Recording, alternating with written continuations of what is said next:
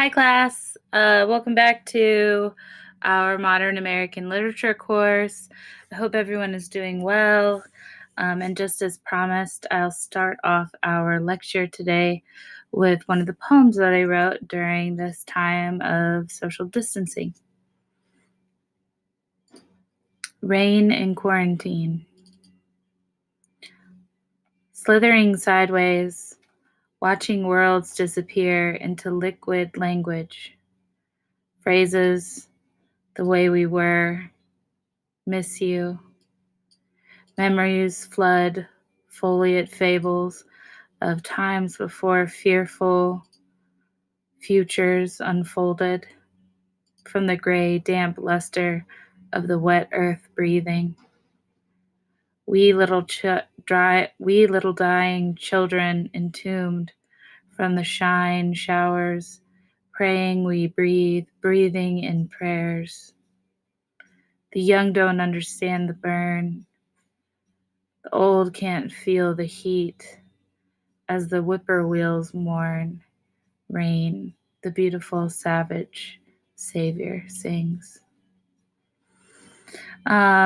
So it's actually kind of fitting that it's been raining for this past couple weeks, because it has kind of gotten me into the mindset to sort of begin this shift that we're about to make in the literature. Today we're looking at modernist fiction, or fiction in the modernist tradition. And so we're going to actually be we're primarily going to focus on Hemingway and Faulkner today. I'm going to touch on Fitzgerald, but I'm not going to stay on Fitzgerald long, because in the past I found that one of the only writers from this time period that students are really familiar with is Fitzgerald. So I'm not gonna dwell on him. I'm also not going to cover Babylon Revisited for the sake of time. I am trying to make sure that these lectures don't go on for sort of longer than our class period at the minimum. So I'm trying to keep them to 3 hours max. However, you know, that last lecture, you can tell that we had a lot to cover, but it was also 2 weeks. So just, know that as you're going into these, that most likely they're not all going to be as long as that last one. So here we are, we're transitioning into modernism. We're in the wake of World War I. And we've been here for a while. I am very disappointed that we're not going to be able to cover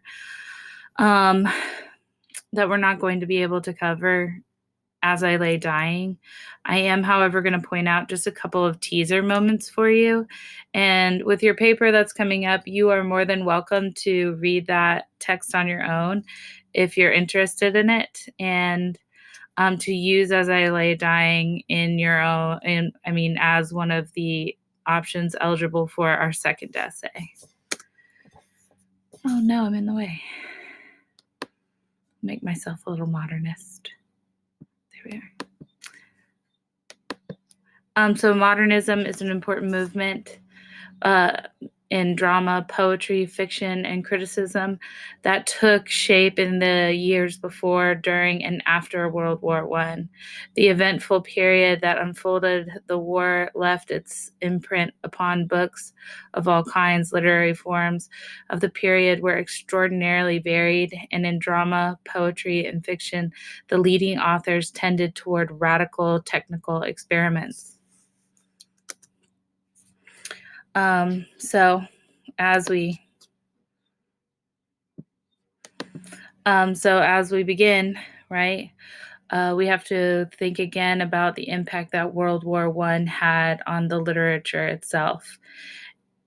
And also, right, that there are some people who, not some people, that's a bad way of putting it. A lot of people now are looking at World War I and World War II, and they're not necessarily distinguishing between the two of them anymore. Instead, we're looking at it more as this long, elongated war. where there's a pause in fighting because of a lack of financial investment that we could make. And then there's a lot of other sorts of different factors that contribute to this new argument where maybe we're looking at World War I and World War II as being the same war with a pause in the middle of it. However, we do need to think about the fact that World War I was incredibly influential on the literature, which we've been talking about throughout this lecture, which we've been talking about since we've transitioned into modernism. But we're going to begin by looking at the quote by Paul Russell from The Great War and Modern Memory. The primary scene is undeniably horrible, but its irony, its dynamics of hopes abridged is what haunts the memory. I am saying that there seems to be one dominant form of modern understanding that is essentially ironic, that originates from the application of mind and memory to the events of the Great War. So when we're looking at World War I and the impact that it has on the time, is that it permeates into the minds of all of us during that time period. We can especially look at consider ourselves now. There's a lot of conversation going on about how this pandemic is actually going to change who we are and how we've functioned as a society as a whole, entirely, right? And so we see that same sort of impact being made on the writers of this time period, right? That sense of anxiety, that void of purpose, that doom of humanity's loss of moral consciousness, in a sense. It impacts all the writers at this time. When we look at Fitzgerald, come on, Robin, get up there.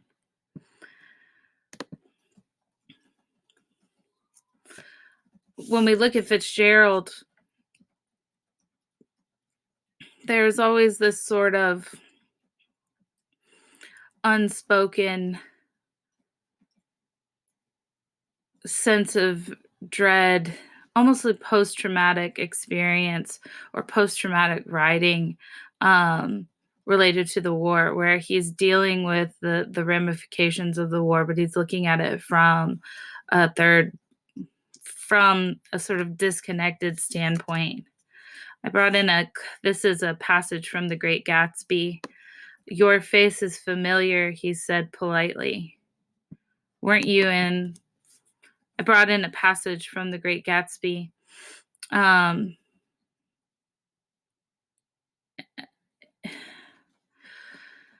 Where he writes, "Your face is familiar," he said politely. The he there is Nick Carraway. Shit, is that his name?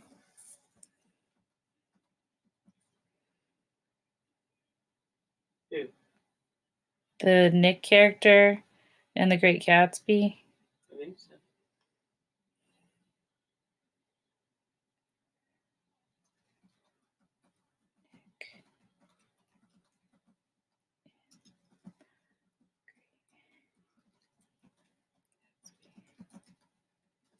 Yeah, Nick Carraway, I was right. Damn. Where the he here in this passage is Nick Carraway.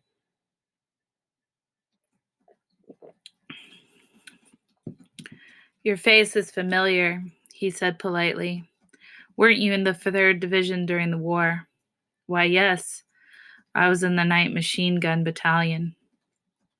I was the 7th Infantry until June 19th, 1918. I knew I'd seen you somewhere before. We talked for a moment about some wet, gray little villages in France. Evidently, he lived in this vicinity, for he told me that he had just bought a hydroplane and was going to try it out in the morning." So one of the ways that we see the World War One recounted frequently, or at least the setting of World War One, is that invasion or that usage of mud, right, or of wetness. And again, this is the experience of having lived in trench war, right? Is the experience of having lived in the trenches. Um, I note how Fitzgerald doesn't develop or talk about anything that the two characters experience. Again, adding to that sort of sense of traumatic anxiety that the two share, right? Um, but not, there's a fear of not wanting to acknowledge it because we leave this scene very quickly, and we come back to the present moment. Gatsby believed in the green light, the orgastic future that year by year recedes before us. It eludes us then. But that's no matter. Tomorrow we will run faster, stretch out our arms farther. And one fine morning, so we beat on, boats against the current, borne back ceaselessly into the past. This is the most famous quote from The Great Gatsby. And so Gatsby believed in the green light. The green light here can be the naivety of the past, right? Green always, or green very commonly symbolizes inexperience. So he believed in returning to that self that was before the war was affected.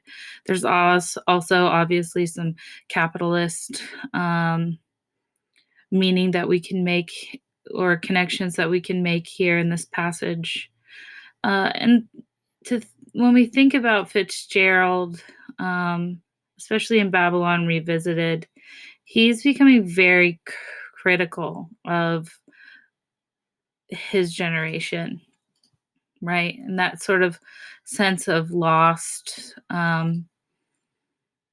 directionless, fear driven, denial.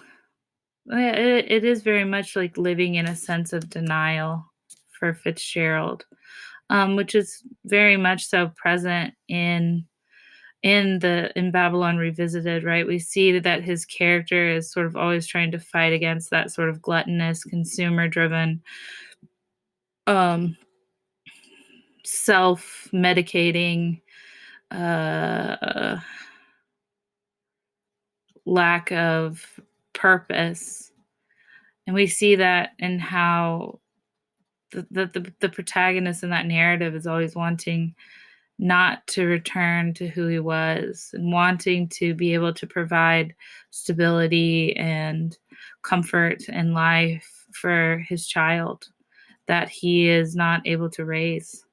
There's also a lot of interesting parallels that you can make to Fitzgerald's own life in Babylon Revisited, especially to his wife Zelda.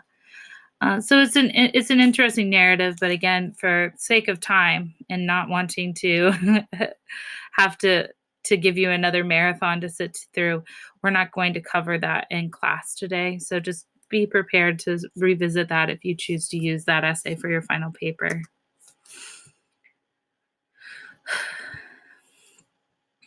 Hemingway, right? The influence of the hit and his influence on global literature. Hemingway and Fitzgerald are members of the Lost Generation. They're expats. Where Hemingway is writing, he writes from France. He writes from Spain. He spends time in Cuba, right?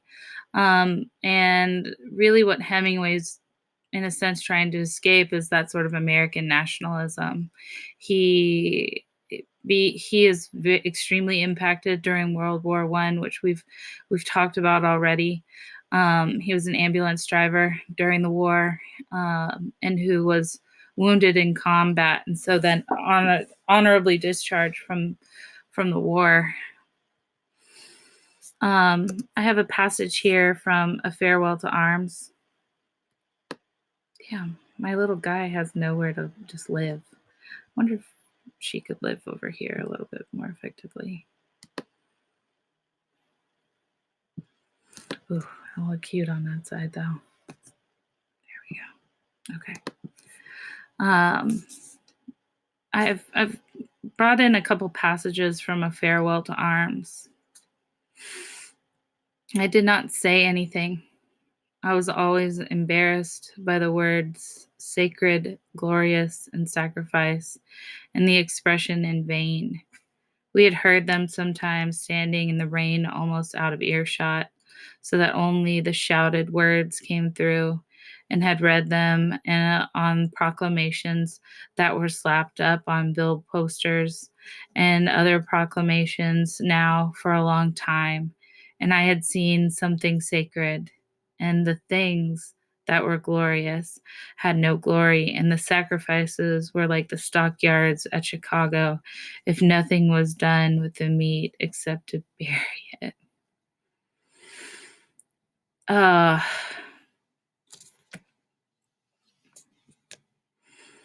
Obviously, written from a very sort of disenfranchised perspective. There's this loss of purpose that he's experiencing in battle. And again, he's also losing that connection that he has to humanity.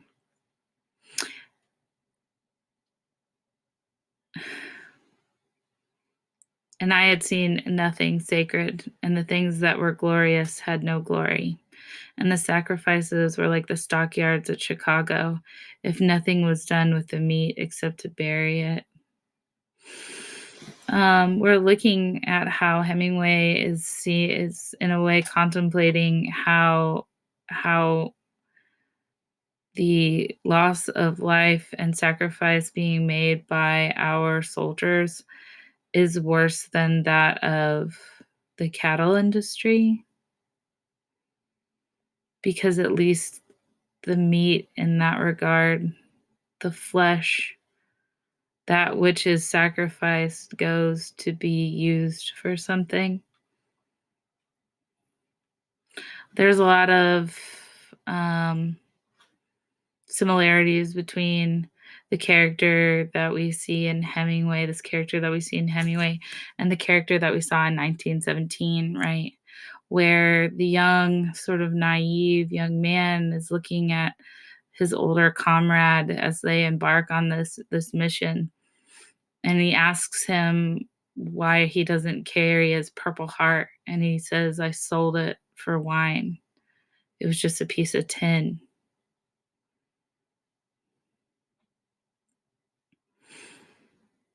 Mm.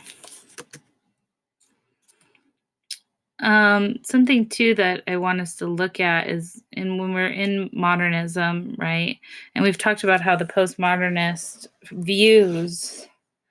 um, views the void, views the emptiness like a blank canvas. And so in order to confront, or in order to maybe not confront, but in order to sort of subside that sense of anxiety, what do? They paint it and they make it beautiful. Uh, and so with modernism, we see this like embrace of high art, right? And we're also looking for ways to, if, now that we're beginning to question the validity of religion, um, we're also looking for ways to fill that void with a sense of purpose. It's one of the reasons we can argue that social movements become so popular during modernism, is because instead of the church, we're filling that emptiness with um,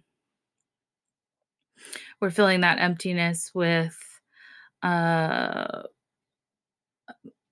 still a sense of code of conduct or understanding, or more like a moral sense of purpose, right? We're still not fully embracing the empty and bleak aspects of life.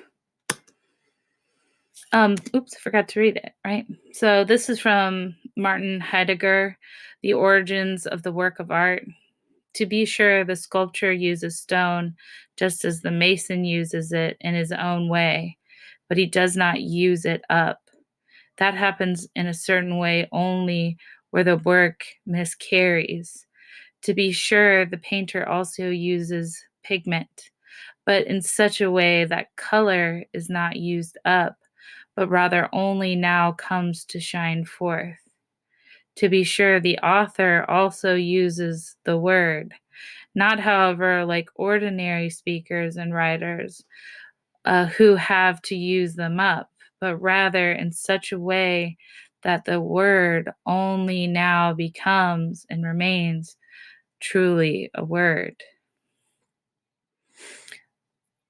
We're looking at how what he's getting at here in this passage is the use of the purposefulness of language to try and convey meaning, right? In the same sense of the artist, right? In an artistic sense, we all sort of, well, there's the painter and then there's the painter with a capital P, or there's the house painter and then there's the artist that uses paint, right? Both are interacting with the same medium. However, one is using it more purposeful and in a sense doesn't use it all up, right? He doesn't employ it to a point that it loses that sense of not anxiety, not anxiety, right? But it he doesn't use it in a way that it loses its purpose, not purpose. He uses it in a way that it doesn't lose the power of its association, right? He's not covering it. Instead, he is employing it to help create a sense of meaning, to help create a sense of the image. This is from Jorge Garcia's painting on Bork's Philosophy, Interpreting Art, Interpreting Literature. Literary works are always composed of language, and language is in turn composed of a vocabulary and the rules whereby that vocabulary is arranged into units that convey more or less complex meanings. Particular words and rules are essential to particular languages and give them the character they have, thus distinguishing them from other languages. Literature depends on language and feeds on it. Visual works of art, by contrast, are composed of images. And although there may be some rule of composition that visual art obeys, that sometimes these rules are much more open in their adoption is up to individual artists. The latitude of artists is in how they use or abuse them is much broader than that of the writers and the respective rules of language. So in this essay, what Garcia's is getting at is that first off, that the finite sort of the fixed difference between visual art and literature, especially in modernism, is becoming much more difficult to navigate.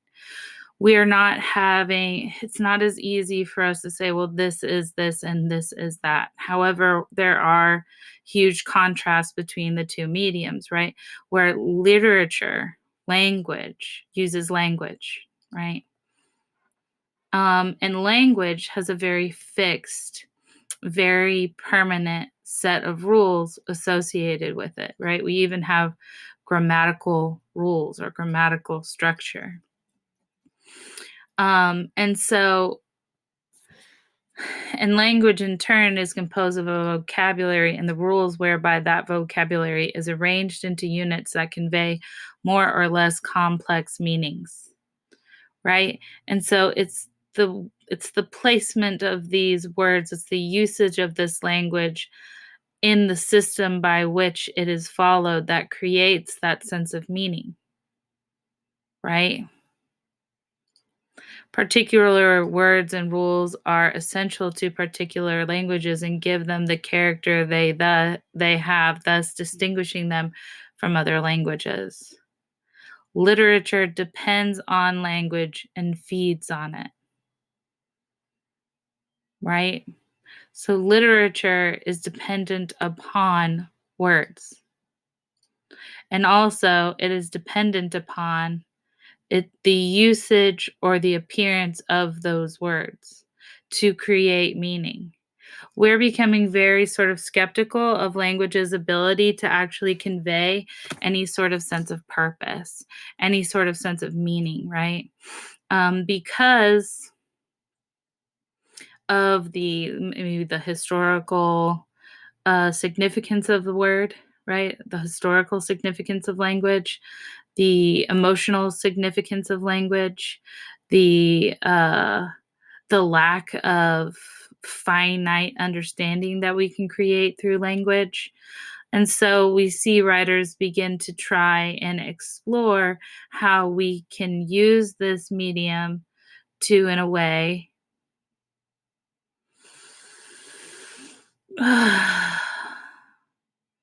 create understanding.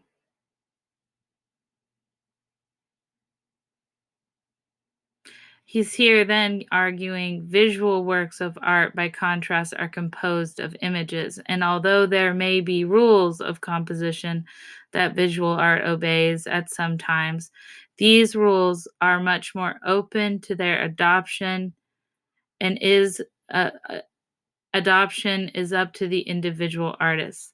The latitude of the artists in how they use or abuse them is much broader than that of the writers with respect to the rules of language, right? He's arguing this because while there are distinct rules, rules, or more, maybe rules isn't the best word for this example. What would I call this? Let me think for a minute. Technique. There we go, right? So while there is, a specific technique associated with a visual art form, right? Um, and methods that are taught in how to work within or utilize these specific techniques. It is not as finite as it is with words, right? It is easier to transform technique than it is language, because technique is an artistic technique is a method by which to create the visual, whereas rules of language are inherently interwoven into language itself.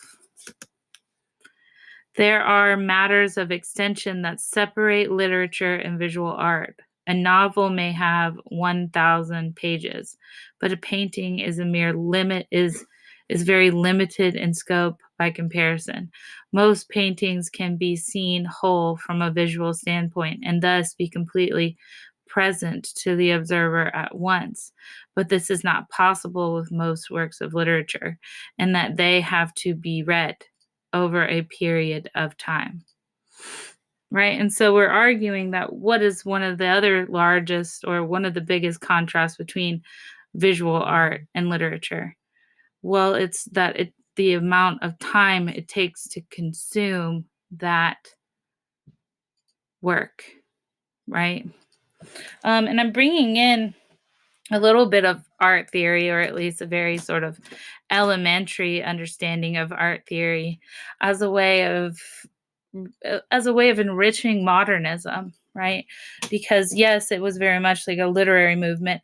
It was also a philosophical movement, and it was also an artistic movement, right?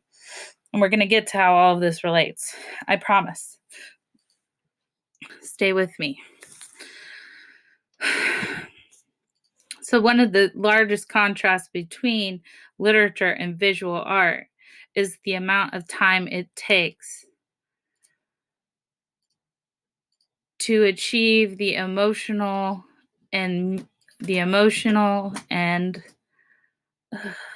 philosophical and meaningful impact of the work. Literature is always going to have to be read first. And there's a lot of grace that is associated with that need, right? In having to read the work, the author or the artist, let's call it the artist of the literature, the literary artist. There we go. I'm getting it, right? I'm getting it. The literary artist has time to develop an emotional relationship with that viewer, right? With the reader. And so, because we have that time, we can then manipulate that relationship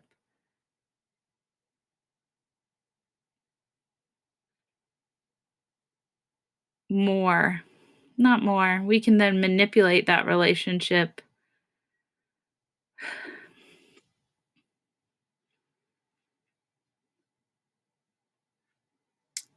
slightly more easily, right? Because no matter what, you're going to have to read it. And so you've invested time into it. And then because you have invested time, you are personally invested in a sense. Whereas with visual art, meaning, the emotional meaning, the philosophical meaning, the sense of meaning is instantaneous, right? Because I view the work and then retroactively I go back and I have to consider why I had that reaction to the work. But it's more introspective, right? Because as I'm reading, I am developing meaning, right? Not introspective, it's more retroactive, right? When we view a piece of visual art, as I'm reading, I am consuming and I am dealing with that sense of meaning as I'm digesting the piece, right? But visual art is much different because it's instantaneous, right? We see it, we view it, we have that emotional response to it, and then we go back and we critique and we look at how that response was created, right? That it's not unfolding in a sense of it's not unfolding within time. It's faster acted. And that's one of the reasons too that when we get to postmodern art, we see that artists begin to play with time, right?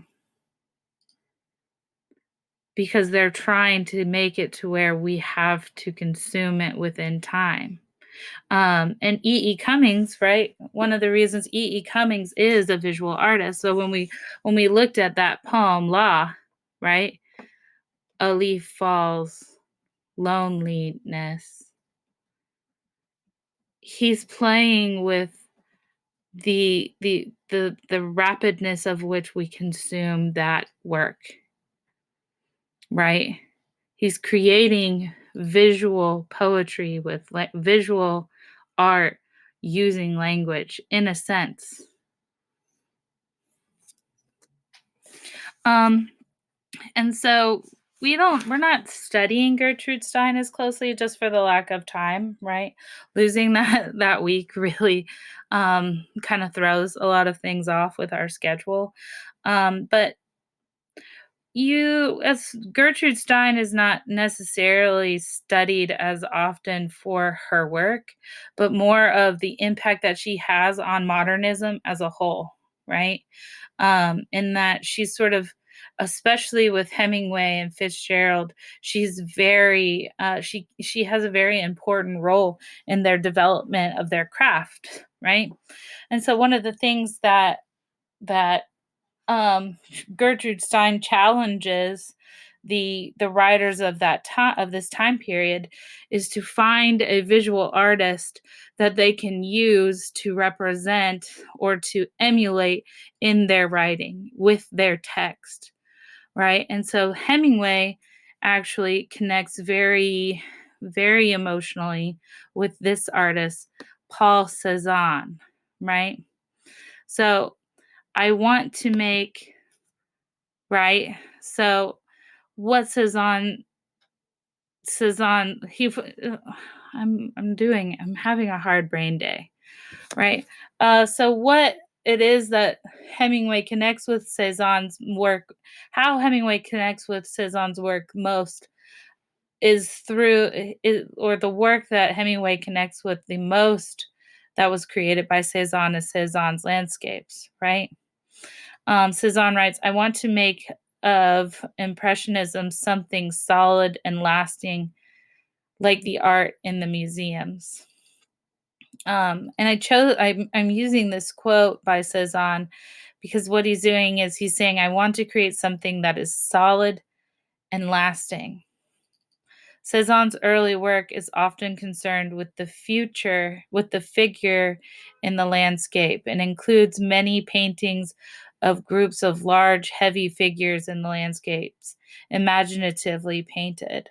So we're looking at, when we look at Cézanne's landscapes, we're not looking at sort of that Bob Ross style of landscape. Instead, we're looking at the, Cézanne was famous for having like rocks and mountains and very sort of heavy, solid, um, almost deserted, very sort of dry. It's almost like we can make a lot of connection to the landscape that Eliot is creating in his work, The Hollow Men, right? The dry land, the cactus land. So he's not concerned so much with the things that are fleeting in a landscape, right? We're not looking at as much the lush greenery of the land. Instead, we're looking at that barren, dry, solid, bleak would be something that we could argue when we look at the landscapes by Cézanne. Um, it's not elaborate, right? He's not trying to capture everything. Instead, he's trying to capture the figures that create a sense of foundation for the landscape. And so when we look at Hemingway's work, we can see how visual art influenced his prose because his writing style is known as periodic sentence structure, right? And so let's look at Hemingway.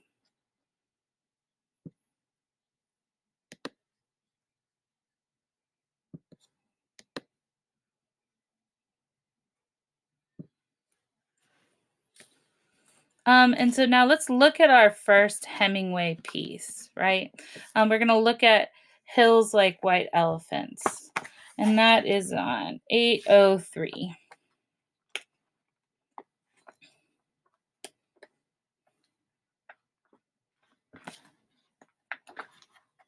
I tried to be a good English professor and mark the beginning of our works. And I'm going to turn the page quickly just to show you, right? If we look at the actual language on the page, look at how barren. Can we see that? Are we going to be able to? No. What if I do like this? No, we can't see it. You can kind of see it, right? The lighting is weird. The lighting in my house is weird, right? That's the back of my room, right? My husband's back there, right? Say hi, Lance. Hi. Okay. But so I can't show you it on the screen, but if you turn to page 803 in your text, you'll be able to just see how short his passages are, right? How little words that he uses, how little language he uses. And he does this because he argues that that it is not through complex language. It is not through this sort of It's called word economy, right? We use it a lot when we look at poetry, which is why I also argue too, you have to learn how to read Hemingway like you would read poetry, because he's arguing, whew, I just turned very green. I don't know why that happened, right? But he's not he's not using complicated language. He's not overusing language, right? We go back to that the mason versus the sculptor image that we were thinking of. The house painter versus the artistic painter. That he's not wanting to overuse it so that it loses its significance and power. Instead, he's guiding us to a sensation. There's a very famous conflict between William Faulkner, who we're going to look at, and Ernest Hemingway, right? Um, where Faulkner is very critical of Hemingway's simplicity, right? He even says, like, Hemingway's never sent a reader to a dictionary. And so Hemingway responds with,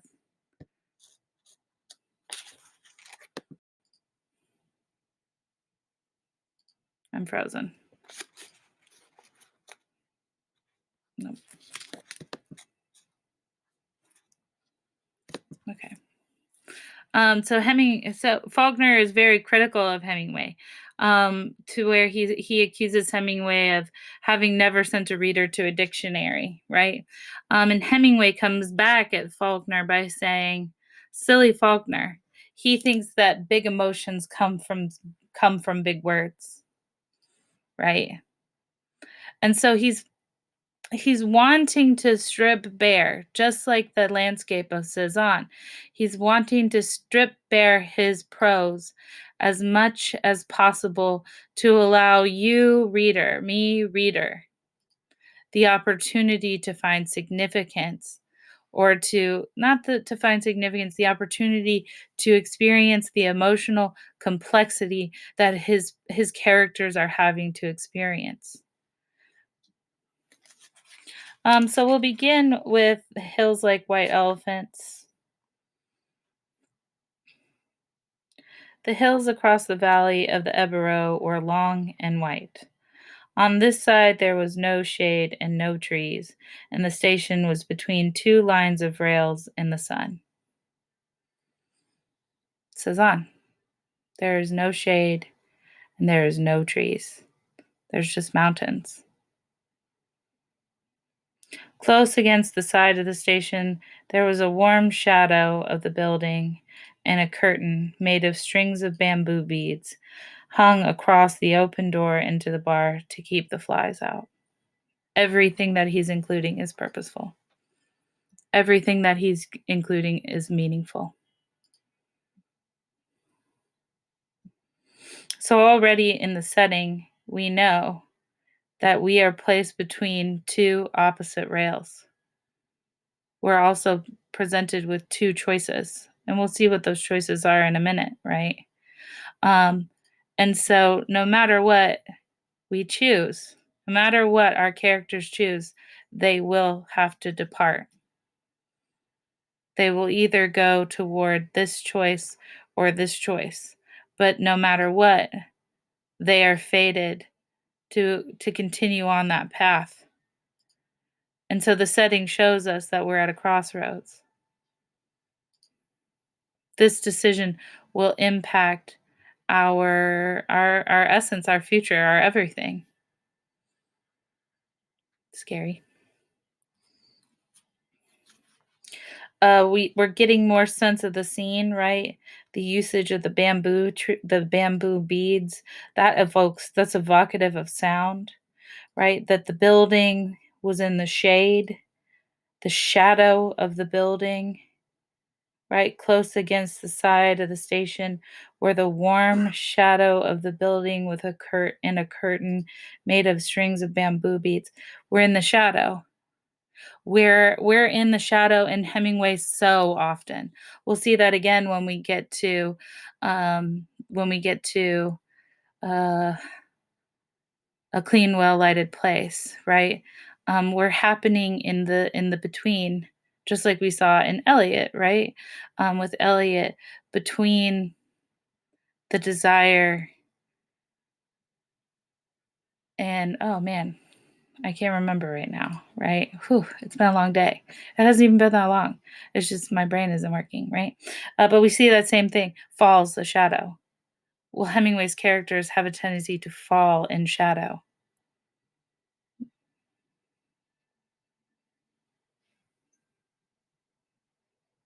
Hung across the door to keep out flies, right?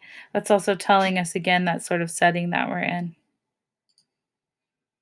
The American and the girl with him sat at a table in the shade outside the building. It was very hot, and the express from Barcelona would come in 40 minutes. It stopped at this junction for 2 minutes and went on to Madrid. There's a sense of urgency, right? This train, it's coming in 40 minutes. It will stay for 20 minutes, and so we have to make a decision within that time period, right? And so we don't have a lot of time to make that decision. It stopped at the junction for 2 minutes and went to Madrid.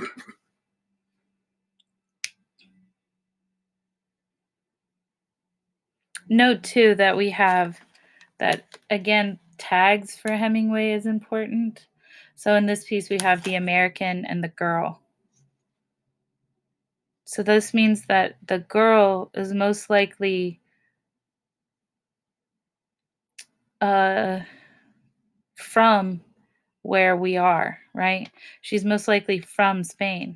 But we know that he is a foreigner. He is an American. She has permanence here. This is her home. He is a tourist, right? That his tie is not to where he is not to where this setting is. Instead, he is tied solely. He is the American. What should we drink? The girl asks. She had taken off her hat and put it on the table. It's pretty hot, the man said. Let's drink beer. Dos cervezas, the man said into the curtain. Big ones, a woman asked from the doorway. Yes, 2 big ones. So we're drinking, right, to alleviate heat. The woman brought 2 glasses of beer and the 2 felt pads. She put the felt pads and the beer glasses on the table and looked up at the man and the girl. The girl was looking off at the line of hills. They were white in the sun, and the country was brown and dry. So there's a lot of different usage and symbolism of color that's happening in this story, right? First off, Hemingway is aware of what is it? It's a very common phrase, like a white elephant gift is a gift that you were given but you never really wanted, right? And so it's hills like white elephants, that implied already from the title. We're getting the sense that they're being given something that they never wanted to have to maybe deal with, or that they never wanted to occur. Um, and then two, that we are here and she's staring off into the white hills, right? Which is white is always sort of purity and sanctity or salvation. But we're stuck here in this sort of dry brown landscape. They were white in the sun, in the sun, and the country was brown and dry. Again, it's that sort of infertile, dry cactus land, right? That we're stuck here in this barren landscape. But she's dreaming off into to purity, into sunlight, while she's drenched in shadow. Again, it's that alleviation of anxiety, or wanting to escape from the shadow that she's now sort of become ensnared in, or aware of would even be a better way of saying that. We see that they're really wanting to drink, right? 4 reals. We want 2 anise del toro with water. Do you want it with water? I don't know, the girl said. Is it good with water? It's all right. You want them with water? Asked the woman. Yes, with water. Here we're seeing, hold on. It tastes like licorice, the girl said and put the glass down. That's the way with everything. Yes, said the girl. Everything tastes like licorice, the taste of licorice, especially all the things you've wanted so long for, like absinthe. Um, so we see here already her very indecisive nature, right? That they're being asked, how do you want to take it? How do you take your liquor? And she's saying, oh, do you want it with water? And she doesn't know what she wants. So she asks him, "What? Oh, I don't know. What do I want?" And he says, "You want it with water." So we're being shown already the dynamic of their relationship, that he is the one that makes the decision. And then she's unhappy with that role that the two of them are entered into, right?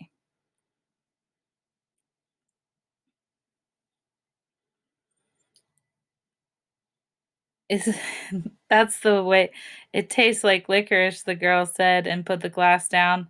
That's the way with everything. It's bitter. It's not what we wanted.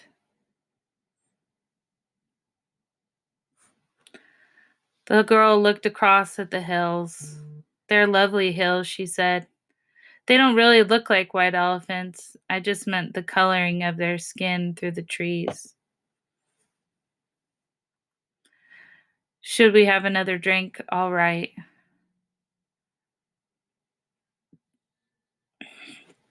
She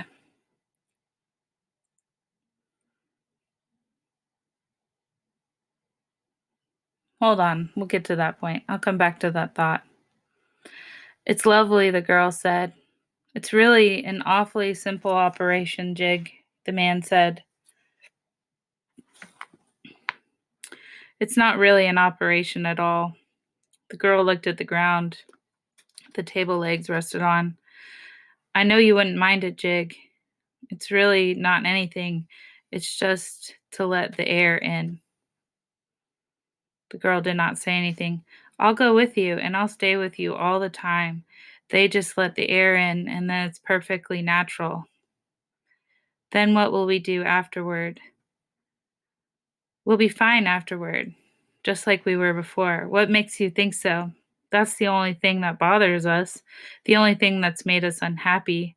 The girl looked at the bead curtain, put her hand out, and took hold of 2 of the strings of beads. And you think then we'll be all right and be happy? I know we will. You don't have to be afraid. I've known lots of people that have done it. So have I, said the girl, and afterwards they were all so happy. The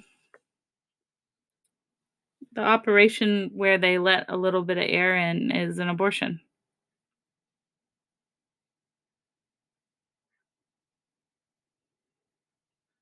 That's the gift that they were given that they don't want. And we see that the girl is questioning whether or not she really did want it, right? They don't really look like white elephants. I just meant the coloring of their skin through the trees.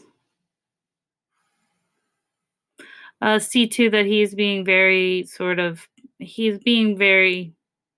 assertive with his decision, right? He's the one that brings it up. And then there's this sort of sarcastic remark that she makes, and you think we'll be all right and be happy. I know we will. You don't have to be afraid. I've known lots of people that have done it. So have I, said the girl, and afterwards they were all so happy.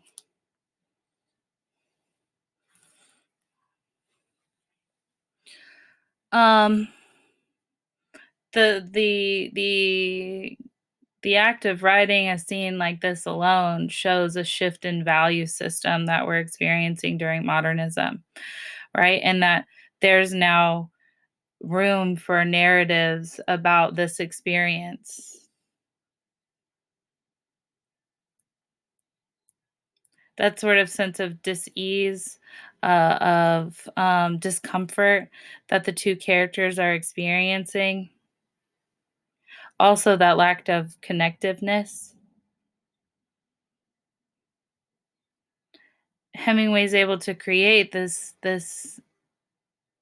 through his bleak landscape. And I'm not talking about the landscape of the actual setting, right? Setting is obviously being used to help reinforce meaning. I'm talking about the landscape of the page in a sense, that he doesn't flood us with too much language. Instead, it's there's a phrase when we read poetry called observe the white space. And I think that we can make that argument for Hemingway that we have to observe the white space.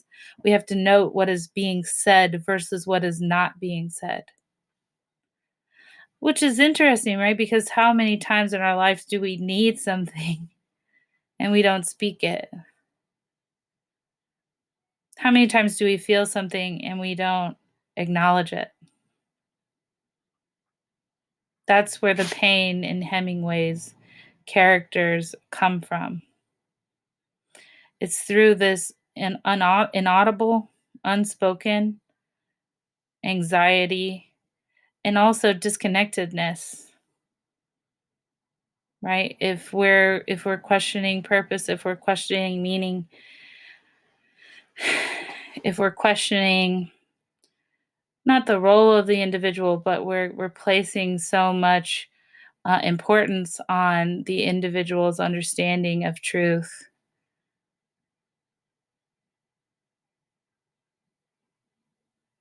We see that that could create a huge sort of divide between two because we don't have that uniform morality. We don't have that uniform um, purpose. We don't have that uniform connection. We're divided by it.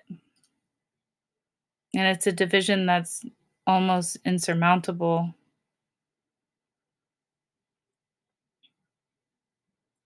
Well, the man said, if you don't want to, and I'm still on 805 for those of you following along. If you don't want to, you don't have to. I wouldn't have you do it if you didn't want to, but I know it's perfectly simple. And you really want to? I think it's the best thing to do, but I don't want you to do it if you don't really want to. And if I do it, you'll be happy and things will be like they were and you'll love me. I love you now. You know I love you. I know, but if I do it, then it will be nice again. If I say things are like white elephants and you'll like it, I'll love it. I love it now, but I just can't think about it. You know how I get when I worry. If I do it, you won't ever worry. I won't worry about that because it's perfectly simple. So while he never says it, he never says, go do it. He says, I will love it. And what is she wanting? What is she craving? She's craving love. She's craving that connection. She's also craving that naive, green, innocent love that the two of them had before life entered in. Which is, oh, that's a significant sort of pun.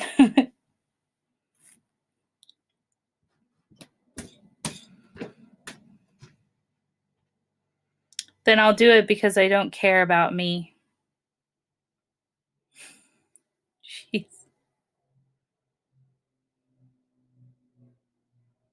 What do you mean? I don't care about me. Well, I care about you. Oh, yes, but I don't care about me. And I'll do it, and then everything will be fine. I don't want you to do it if you feel that way.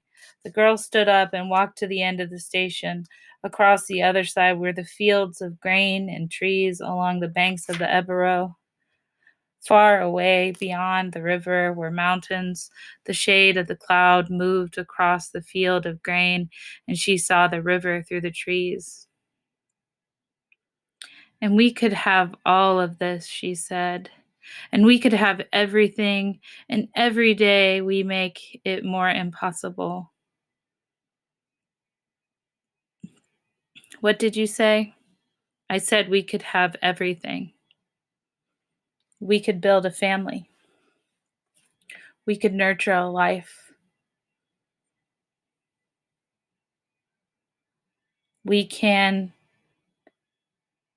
I said we can have everything. We can have everything. No, we can't. We can have the whole world.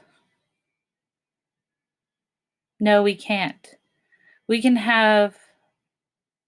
go everywhere. No, we can't. It isn't ours anymore. It's ours. No, it isn't. And once they take it away, you never get it back. But they haven't taken it away. We'll wait and see. Come on back to the shade, he said. You mustn't feel that way. We can have everything. No, we can't.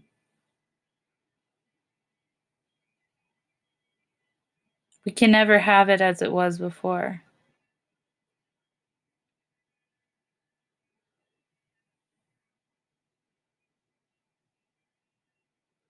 Come back in the shade, he said. You mustn't feel that way. I don't feel any way, the girl said. I just know things. I don't want you to do anything you don't want to do, nor that isn't good for me, she said. I know. Could we have another beer? All right. But you've got to realize, all right. I realize, the girl said. Can't we maybe stop talking? They sat down at the table, and the girl looked across the hills on the dry side of the valley, and the man looked at her and at the table. You've got to realize, he said, that I don't want you to do it if you don't want to. I'm perfectly willing to go through with it if it means anything to you. Doesn't it mean anything to you?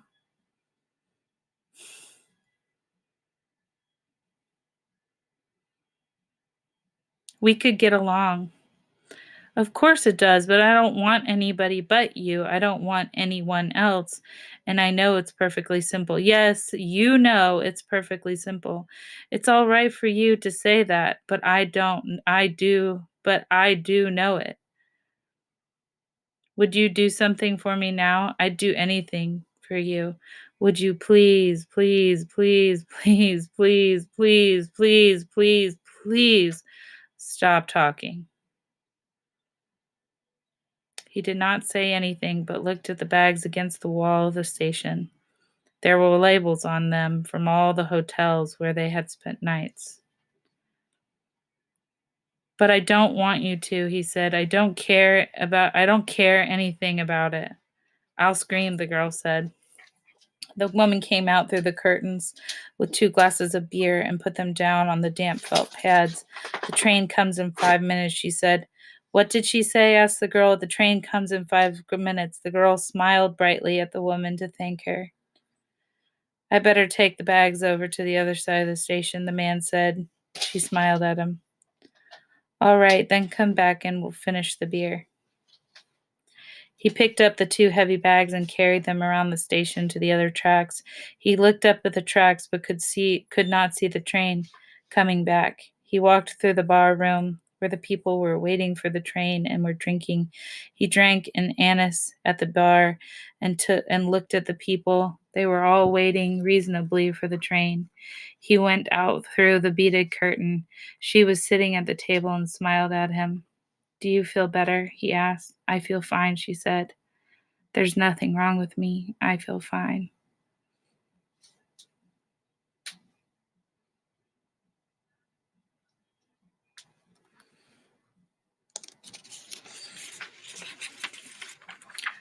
Again, the lack of dialogue tags creates that sort of anxiety. it also creates that uncertainty of what we want and what our decision will be.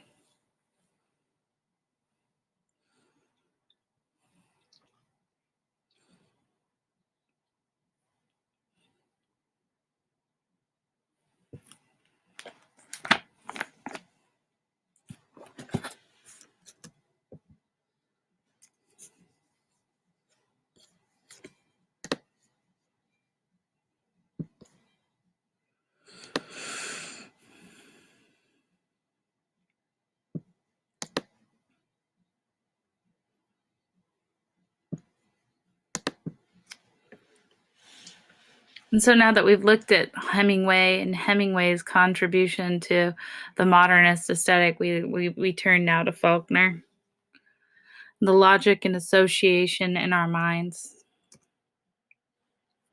Again, there's still that connectedness to World War One. Faulkner never served.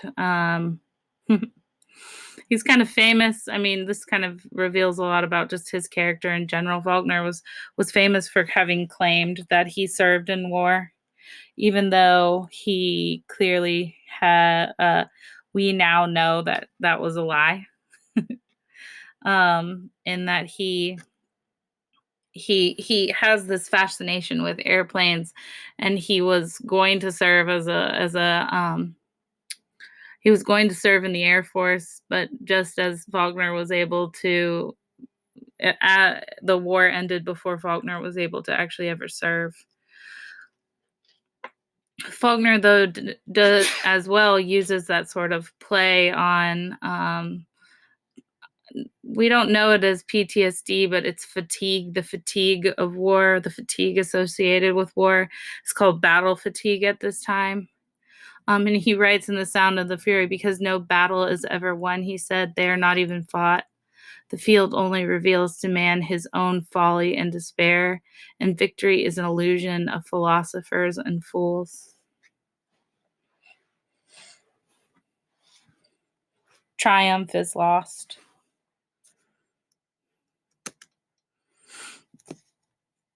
Faulkner's text, and we aren't going to be looking at As I Lay Dying this semester, but we're going to look at a couple passages from Faulkner. But Faulkner's text is very much a play on a play with visual art, right? This is a letter that he sent from France to his mother during the brief time that he spent in Europe. He writes, "I have spent the afternoon,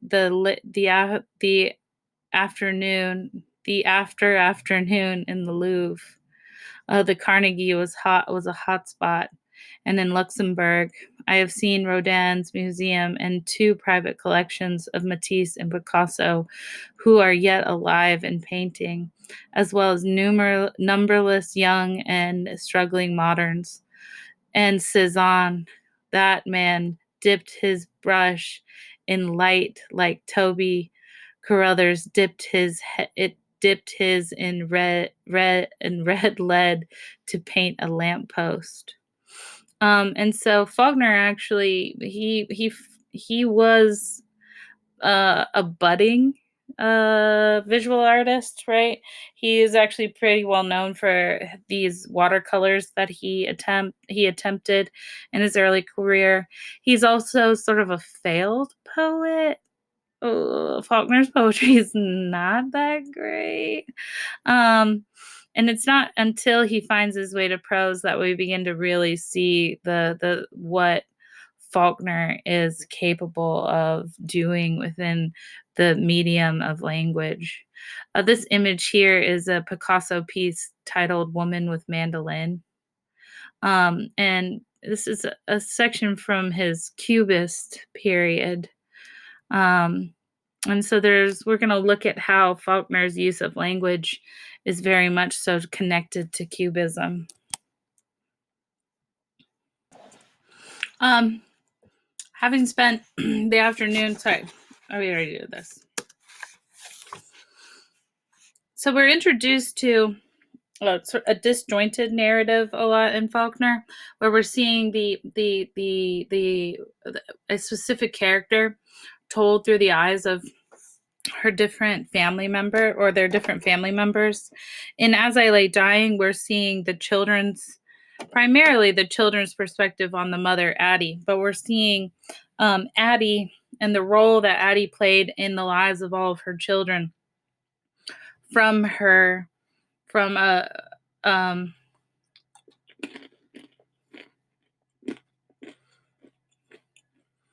from these varying perspectives, right? What makes As I Lay Dying slightly different? Sorry, I ate a pretzel. What makes As I Lay Dying different from The Sound and the Fury is that we never see Caddy from Caddy's perspective. We're looking at this character Caddy from three different perspectives. I mean, no, from four different perspectives, and three of those perspectives are from her brother. In this passage, we see Quentin. In this, I'll read the passage. So this is from the second section of As I Lay Dying. I began to feel the water before I came to the bridge. The bridge was of gray stone, lichened, dappled, and with slow moisture where fungus crept. Beneath it, the water was clear and still in the shadow, whispering and clucking about the stone in fading swirls of spinning sky. So Faulkner's very fascinated by stream of consciousness writing. And he's also interested in how that perspective or that consciousness actually colors or distorts the image of reality.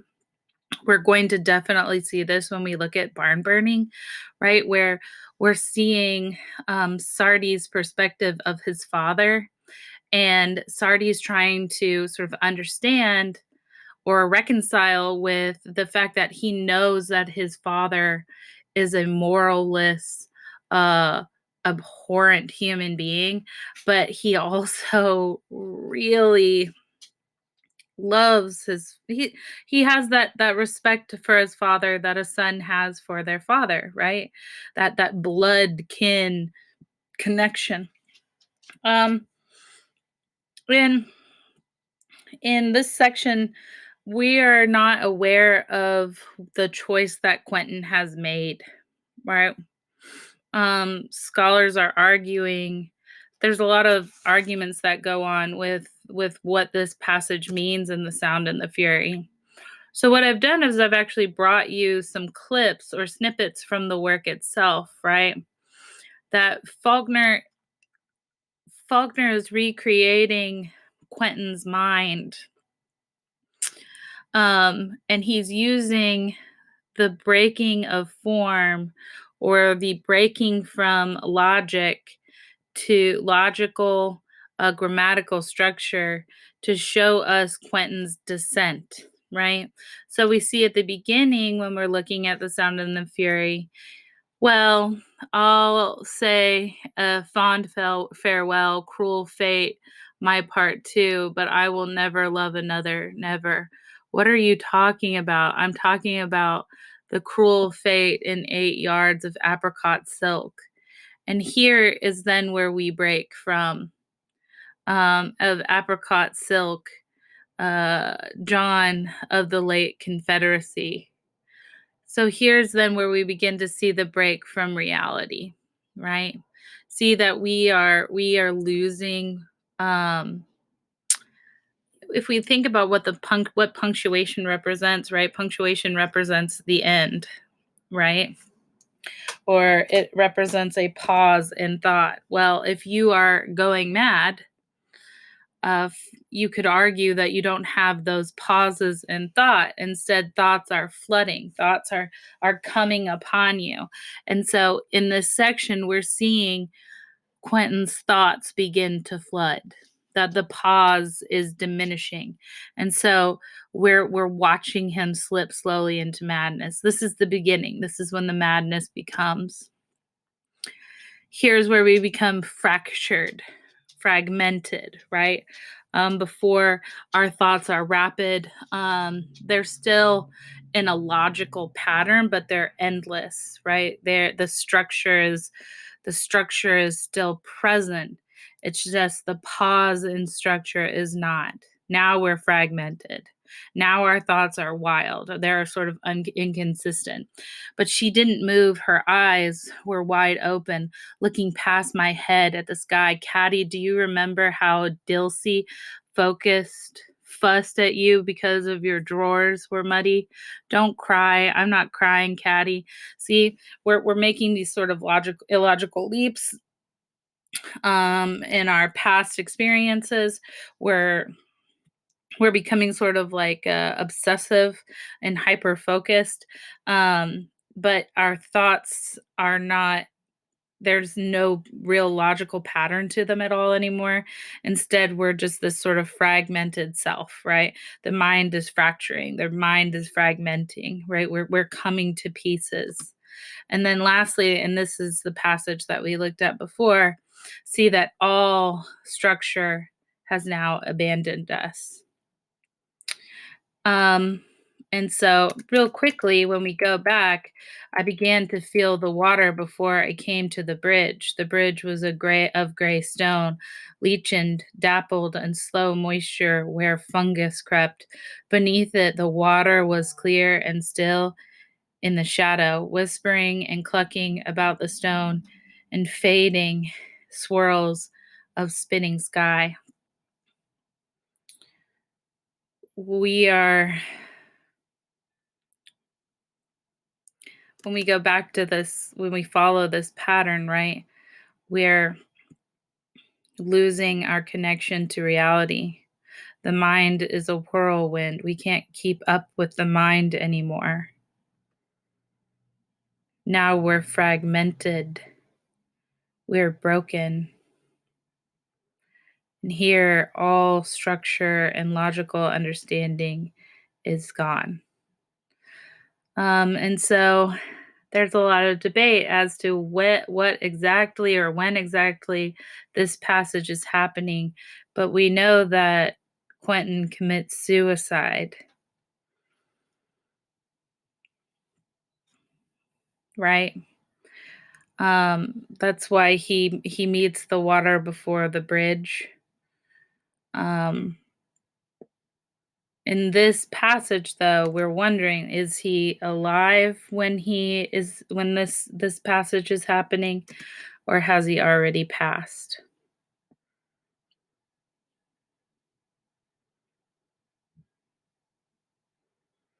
Stylistically, when Faulkner originally wrote The Story, The Sound, and the Fury, he did not include, sorry, we'll start over. Blah, blah, blah, blah, blah, blah, blah.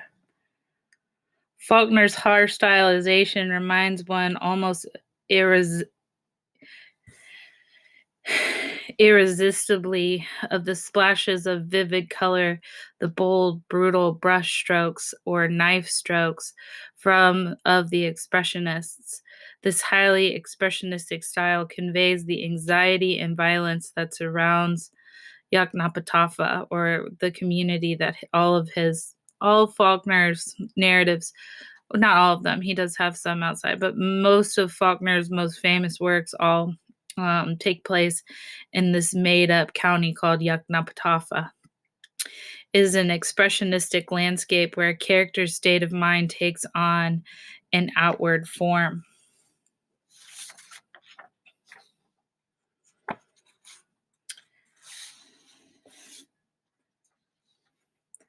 Quentin ultimately kills himself because of his inability to transcend his obsessions and acknowledge the absurdity that his reality cannot be reconstructed.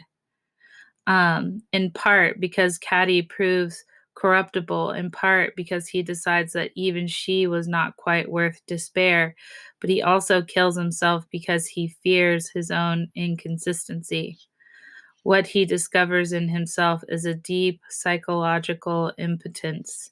He is unable to play the heroic roles as seducer or as avenger that he deems appropriate for the fiction as himself. Faulkner was haunted by the cubist collages he had seen. The reference to pasting are unusual enough to allow us to defend such a reading, especially in the view of refusal to reverence the human body, which is as apparent here as in the cubist paintings. Of much more interest, if we can find it, is the deeper ontological burrowing, the new visual techniques to the verbal. With Quentin's predestined suicide being allowed to throw out to to with alluded to through the second section of the novel, which illustrates his disregard for his body or life, connected with shattered image of his sister being both virgin and whore, sister and little sister death. Faulkner applies a cubist technique which simultaneously propels the image of Caddy and the narration forward in an incontrollable wave of prose mingling with visual art. Faulkner is aware of language's inability to effectively convey the reality of the meaning or the significance of it. It's one of the reasons I think he has a fascination with words, right? We talked a little bit about imagist poets, right? Where one of what we're being called to use is to use the exact word, not the nearly exact word, right? And so we have Faulkner definitely is not as easy to read as Hemingway, right? But it's because he has this fascination with language and language, ultimately language, the flaws associated when having to deal with language. We're going to look at As I Lay Dying now, one section, because we don't get to read the whole section. But in As I Lay Dying, it's again that sort of fractured narrative. Well, we're going to keep that. We're going to come back to that. We'll come back to you. Here, we're that fractured narrative where we're seeing Addie Bundren from the perspective of her children, right? However, in contrast to how we see Caddy in The Sound and the Fury, we get to hear from Addie Bundren, right? She is not this sort of distant, unspoken character. Instead, she is very much this present force in the lives of her children. Let me find that passage. Here we go. Getting it, Darrell.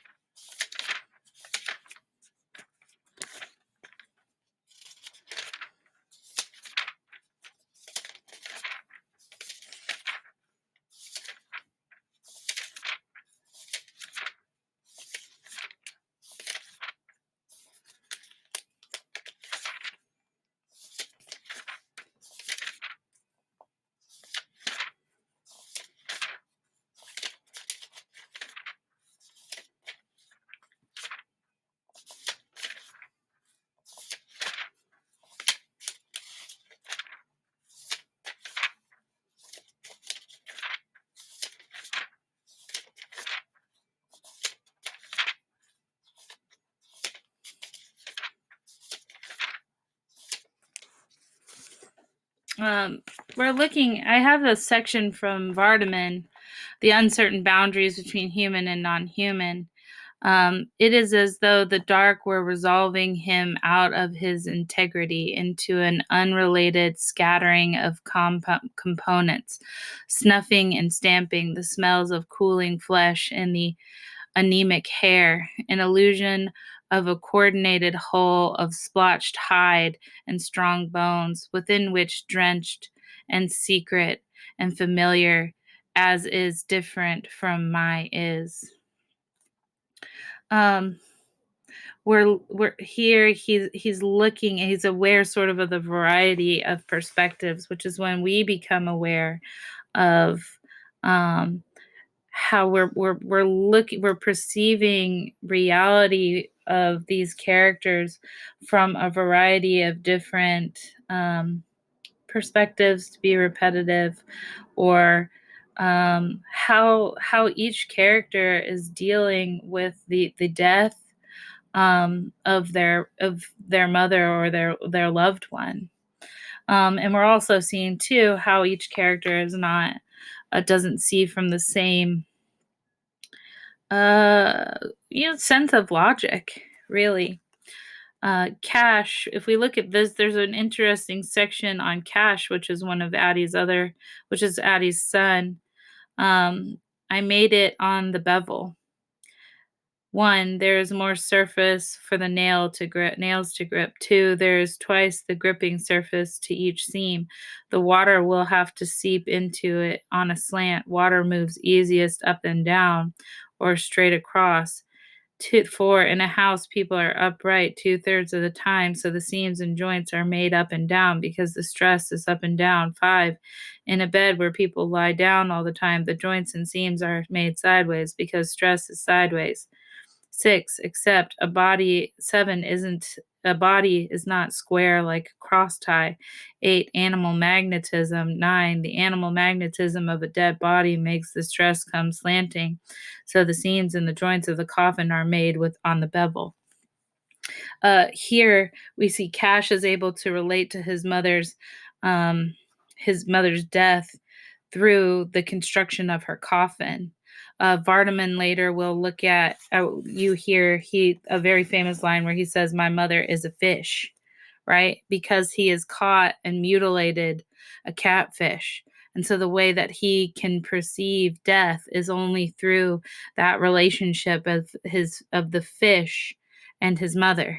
There's a really beautiful um, uh they made this book into a movie, and it's actually a really beautiful attempt. It's not easy to follow if you haven't actually read the work, but it would be something that would be interesting to maybe look at. It's just called As I Lay Dying, and I believe it's available on Netflix. James Franco directed it.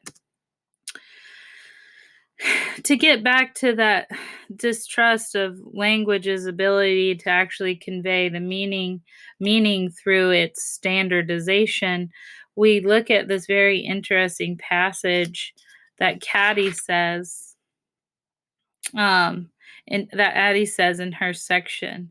And again, that's what makes this work different from The Sound and the Fury, is that we get to see from Addie's perspective um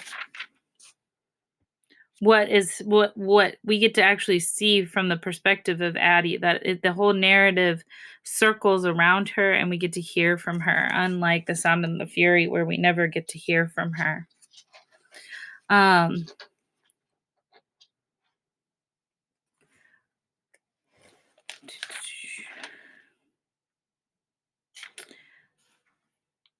Here Addie thinks, and when I knew that I had cash, I knew that living was terrible and that this was the answer to it.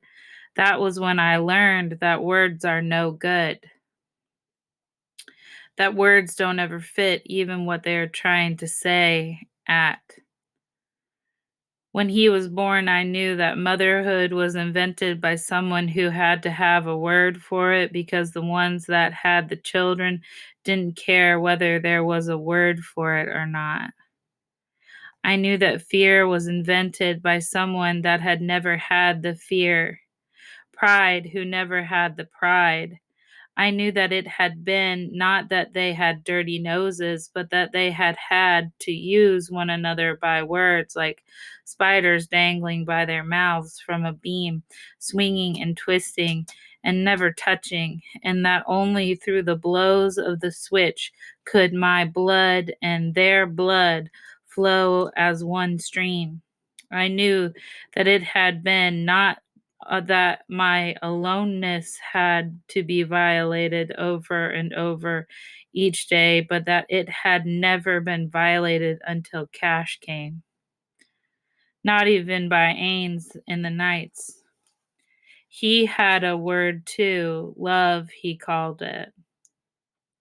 But I had been used to words for a long time. I knew that that word was like others, just a shape to fill a lack. That when the right time came, you wouldn't need a word for that anymore than for pride or fear. Cash did not need to say it to me, nor I to him. And I would say, let Ains use it if he wants to. So that it was Ains or love, love or Ains, it didn't matter. I would think that even while I lay with him in the dark and Cash asleep in the cradle within the swing of my hand, I would think that if he were to wake and cry, I would suckle him too. Ains or love, it didn't matter. My aloneness had been violated and then made whole again by the violation. Time, Ains, love, what you will outside the circle. Then I found that I had Darrell. I would not believe it. Then I believed that I would kill Ains. He did not know he was dead then. Sometimes I would lie by him in the dark, hearing the land that was my own blood and flesh, and I would think, Ains, why Ains? Why are you Ains? I would think about his name until after a while I could see the word as a shape, a vessel, and I would watch him liquefy and flow into it like cold molasses flowing out of the darkness into the vessel until the jar stood full and motionless, a significant shape profoundly without life like an empty door frame, and then I would find that I had forgotten the name of the jar. I would think the shape of my body where I used to be a virgin was the shape of a. And she continues on, right? But what she's looking at is that we have that we have words to fill the void, right? Or more to alleviate the sensation that the void creates. Her character is very just comfortable with that sort of isolation and nothingness, and then it's these invasions that continue to happen to her over and over and over again, and her wanting to reject that moral sense, or that very traditional sense of love, of partnership, of motherhood, and to just be. But she knows that society is always placing these expectations on her, but that these words don't fit, right? Faulkner is looking at how language doesn't fit, how meaning is without purpose. Instead, it's a will instead of a sensation. We'll go back to um, Bakhtin quickly, right? Um, in this section, we see social dialects, characteristics, group behavior, professional jargon, generic languages, languages of generations and of age groups, tendacious languages, languages of the authorities of various circles of the passing fashions, serving to express authorial intentions, but in a refracted way.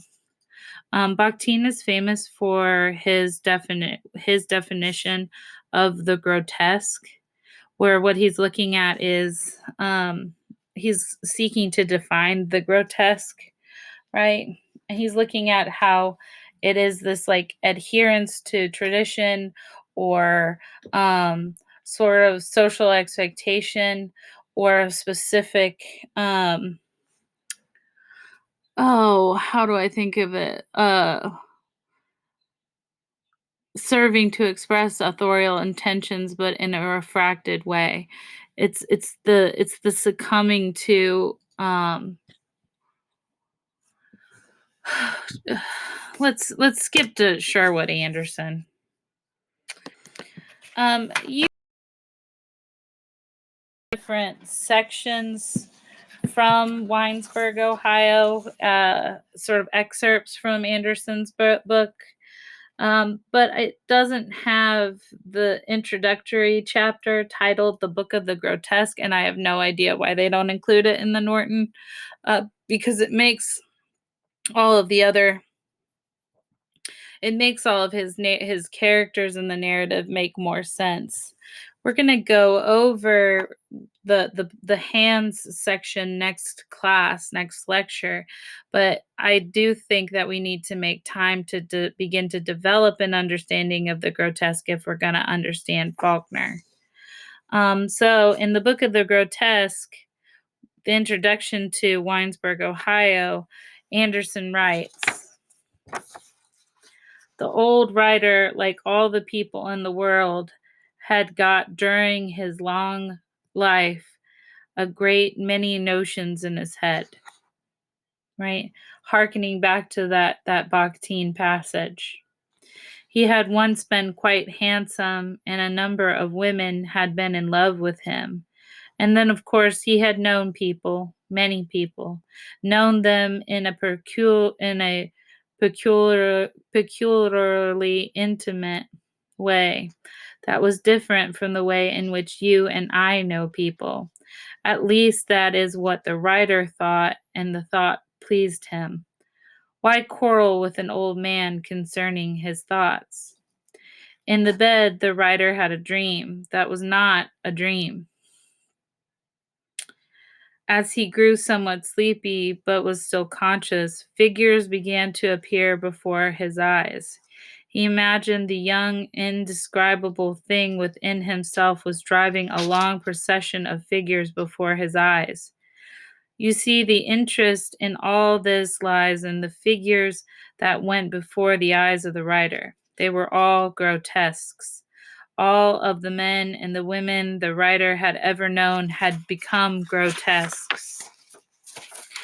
The grotesques were not all horrible. Some were amusing, some almost beautiful, and one, a woman all drawn out of shape, hurt the old man by her grotesqueness. When she passed, he made a noise like a small dog whimpering. Had you come into the room, you might have supposed the old man had unpleasant dreams, or perhaps indigestion. For an hour, the procession of grotesque passed before the eyes of the old man, and then, although it was a painful thing to do, he crept out of bed and began to write. Some some one of the grotesques had made a deep impression on his mind, and he wanted to describe it. At his desk, the writer worked for an hour. In the end, he wrote a book which he called The Book of the Grotesque. It was never published, but I saw it once, and it made an indelible impression on my mind. The book had one central thought that is very strange, and that has always remained with me. By remembering it, I have been able to understand many people and things that I was never able to understand before. The thought was involved, but a simple statement of it would be something like this: that in the beginning, when the world was young,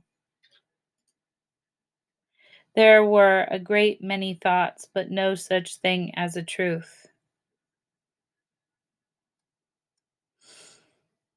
Man made the truths himself, and each truth was a composite of a great many vague thoughts. All about in the world were the truths, and they were all beautiful. The old man had listed hundreds of the truths in his book. I will not try to tell you all of them. There was the truth of virginity, and the truth of passion, and the truth of wealth, and the truth of poverty, and the thrift of the of carelessness and adoption. Hundreds and hundreds were the truths, and they were all beautiful. And then the people came along, each as he appeared, snatched up one of the truths, and some who were quite strong snatched up a dozen of them. It was the truths that made the people grotesque. The old man had quite an elaborate theory concerning the matter. It was this notion that the moment one of the people took one of the truths to himself, called it his truth, and tried to live by it, he became a grotesque, and the truth he embraced became a falsehood. Um, and so, in order to understand Faulkner, and he's not easy to understand, you have to begin to contemplate or understand truth, the grotesque, right? Anderson is arguing that the grotesque happens when you take up one truth, right? You could have the truth of virginity, you could have the truth of strength, you could have the truth of productiveness, you could have the truth of um, stoicism. And when you take that truth onto yourself, when you begin to define yourself by the singularity of that perspective, of that adherence to that, what that truth represents, it destroys you. When we get to Carson Mccullers and Flannery O'Connor, they use the grotesque as well throughout their writing. Um, Carson Mccullers and Flannery O'Connor always or commonly make their grotesques physically deformed so that we see that there's a lack of foundation. An example would be in Flannery O'Connor's Good Country People, where the one of the lead characters, Holga, doesn't have a leg. And so she's very intelligent, right? But she has no emotional intelligence. She has no faith. So she doesn't have a foundation on which to stand on firmly, right? So it can be represented in physical deformity. In barn burning, we see that the father has his grotesque, right? He has an obsession with burn. So let's go ahead and turn to barn burning. It's on page 771 through 783. Um, and we begin, there's 5 very important scenes in this book, and they're difficult to decipher, right? The first one is that the father is standing on trial for having supposedly burned a barn, right?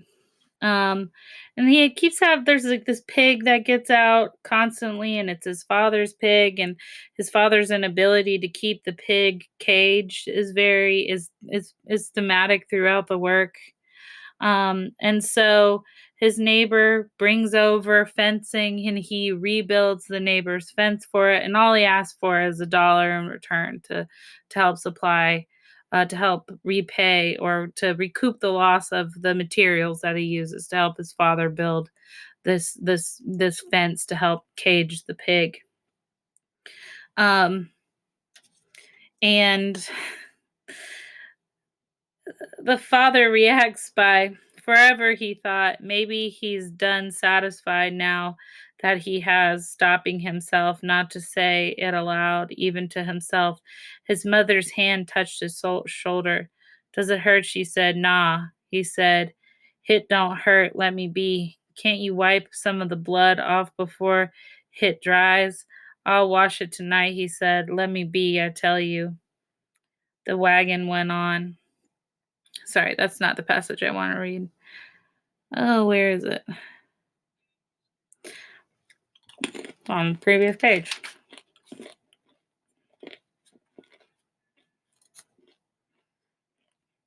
Let's start that over. Um,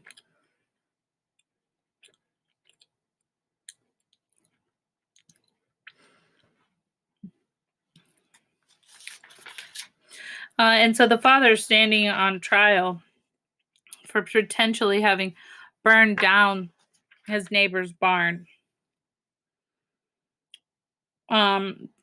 We'll start here. "I told you the hog got into my corn. I caught it up and sent it back to him. He had no fence that would hold it. I told him so, warned him. The next time I put the hog in my pen.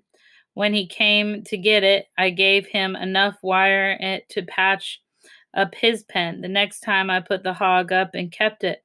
I rode down to his house and I saw the wire and gave him, still rolled the spool in his yard. I told him he could have the hog when he paid me $1 pound fee, and even a a a, a black man came with the dollar and gave and got the hog. He was a strange man," he said. "He say to tell you wood and hay can burn." I said, "What? That what he say to tell you?" The man said, "Wood and hay can burn. That night my barn burned. I got the stock out, but I lost the barn." So the only evidence that they have against the father for the burning of the barn is actually circumstantial evidence, right? However, the family is cast out. The boy is asked to testify, and he doesn't necessarily really testify on the father's behalf. And so the father begins to start teaching him about his family and about the connection to the blood that he has. I'm on 773. "It stood in a grove of locusts and mulberries across the road. His two hulking sisters in their Sunday dresses, and his mother and her sister in calico and sunbonnets were already in it, sitting on and among the sorry residue of the dozen and more movings which even the boy could remember, the battered stove, the broken beds and the chairs, and the clock inlaid with his mother of pearl, which would not run, stopped at some 14 minutes past 2 o'clock of a dead and forgotten day and time, which had been his mother's dowry. She was crying, though, when she saw him. She drew her sleeve across her face and began to descend from the wagon. Get back, the father said. We skipped down. The wagon went on the store and was quite crowded of grimly watching men dropped behind a curve in the road. Forever, he thought. Maybe he's done satisfied now that he has, stopping himself not to say it aloud, and even to himself, his mother's hand touched his shoulder. So as the family is sort of cast out, and this happens again, we can tell that this is sort of again and again. Um, but this routinely is what this family suffers from the father. They have to leave to find a new home. Um, we see them using like carrying everything that they own, right? And it's interesting because we know that they're very poor from what they own because they have everything with them in the wagon, and they're still carrying along this broken clock.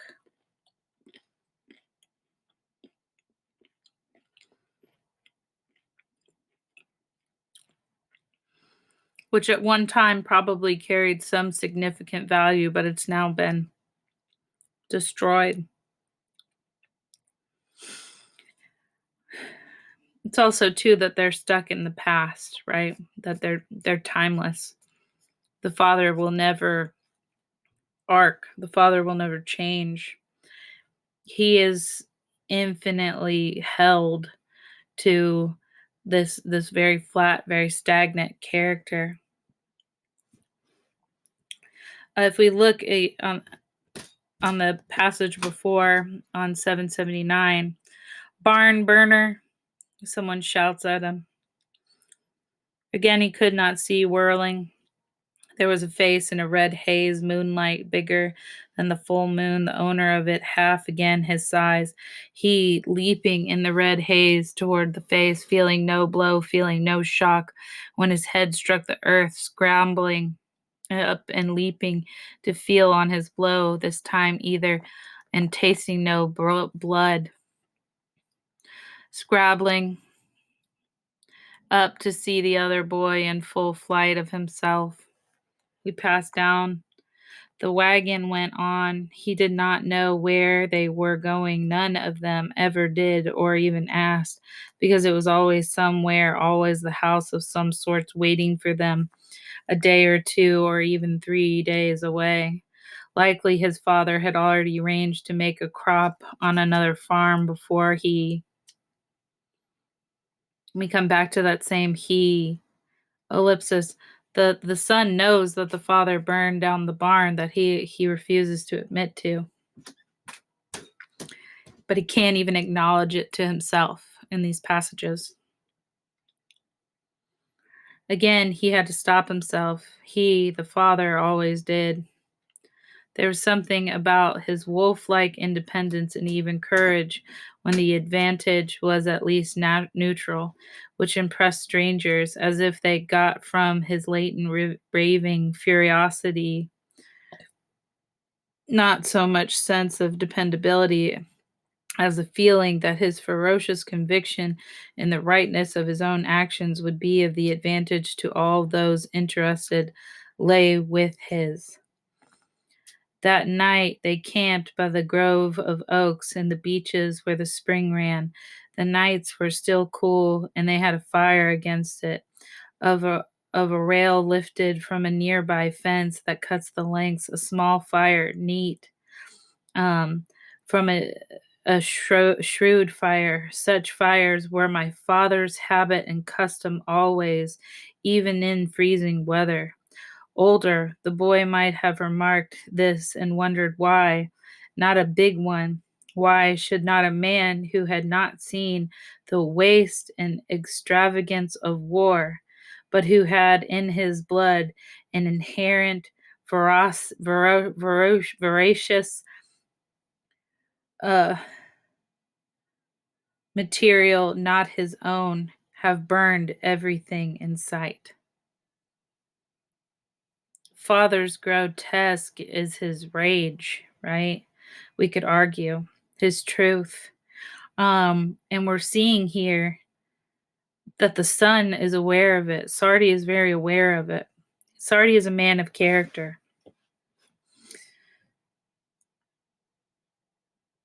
And he sees the father as just a man who wants to watch the world burn. Just cause.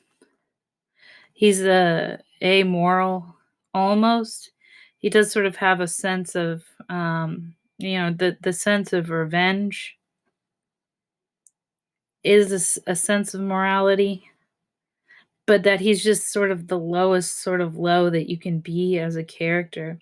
Having never really experienced the atrocities of war, he possessed in him uh the material not his own have burned everything. He would have burned everything in sight. Then he might have gone a step further and thought that that was the reason, that the blaze was the living fruit of nights passed during those 4 years in the woods, hiding from all the men, blue or gray, with the strings of horses captured. Horses, he called them, the The old and older still, he might have divined the true reason that the element of fire spoke to some deep mainspring of his father's being, as the element of steel or the powder spoke to other men as the one weapon for the preservation of integrity, else breath were not worth the breathing, and hence to be regarded with respect and used with discretion. We're seeing listed, right? Like these are elements associated with war, steel and powder. So there's the again we entered in. We're looking at the Civil War here, right? The blue and the gray sides being against each other, and and the and the sense of honor, the sense of purpose in that war.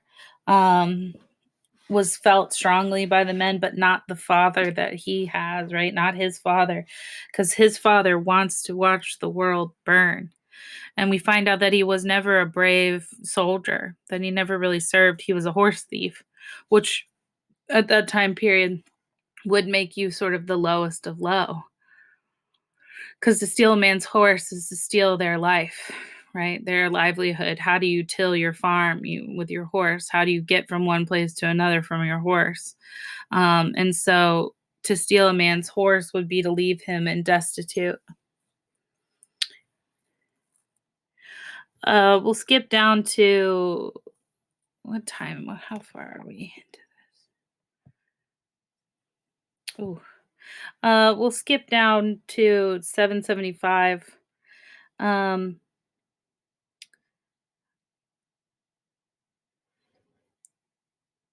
where we see that the father purposefully steps in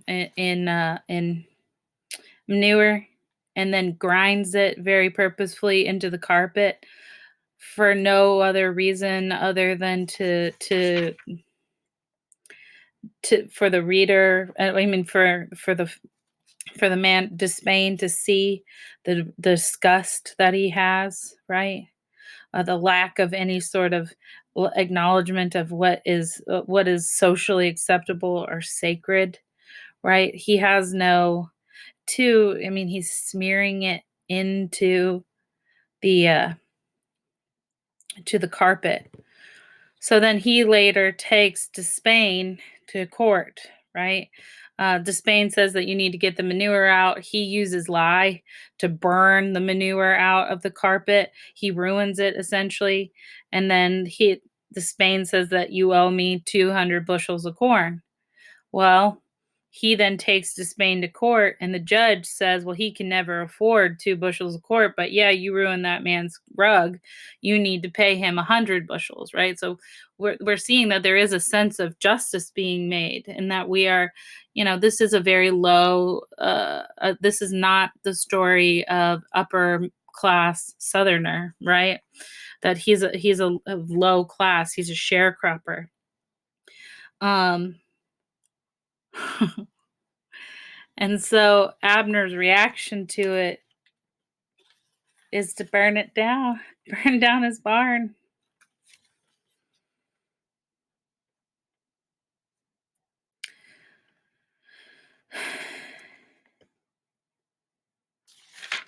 We'll skip to the end of this narrative because we're running out of time, as always. Story of my life.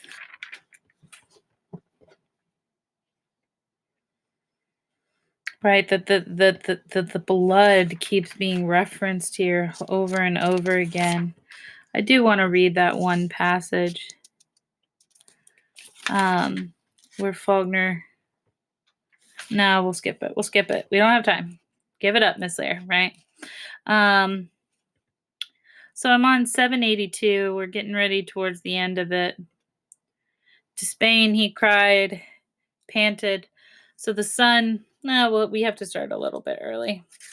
So the father sets out to go and to burn down the barn, right? And the son knows, go to the barn and get that can of oil we were oiling the wagon with, he said. The boy did not move. Then he could not speak. What? He cried. What are you?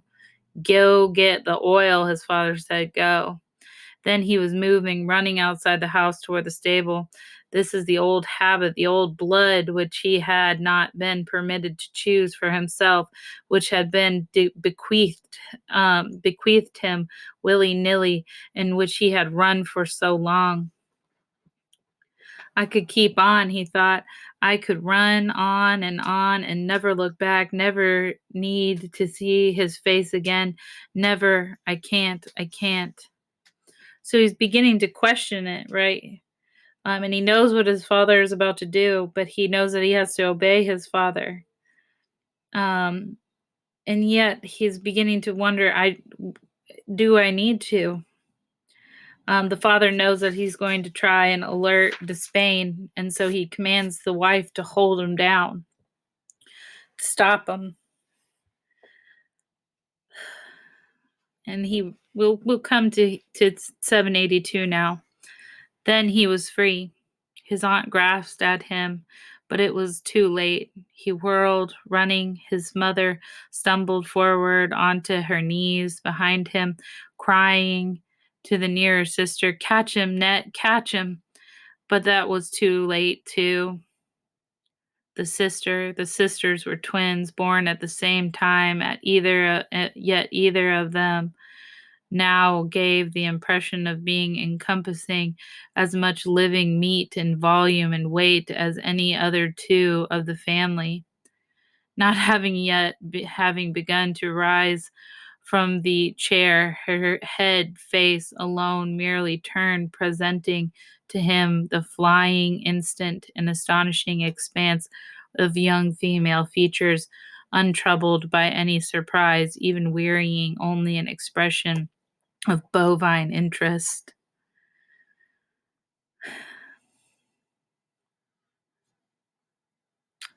Then he was out of the room, out of the house, and in the mid dust of the starlit road, and of the heavy ripeness of honeysuckle, the pale ribbon unspooling with terrific slowness under his running feet, reaching the gate at last and turning in.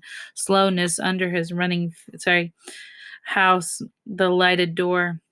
He did not knock. He burst in, sobbing for breath, incapable for the moment of speech. He saw the astonished face of the Negro in the linen jacket without knowing when the Negro had appeared. Despain, he cried, panted. Where's. Then he saw the white man, too, emerging from the white door down the hall. Barn, he cried, barn. What, the white man said, barn. Yes, the boy cried, barn. Catch him, the white man shouted, but it was too late, this time too. Behind him, the white man was shouting, my horse, fetch me my horse. And he thought for an instant of cutting across the park and climbing the fence into the road, but he did not know the park nor how high the uh, fence, vine mast fence might be, and he dared not risk it. So he ran on down the drive, blood and breath roaring. Presently he was in the road again, though he could not see it. Blood and breath, right? The blood is that sense of kin. It's not just, but it's also the pacing of which he's pushing his physical body.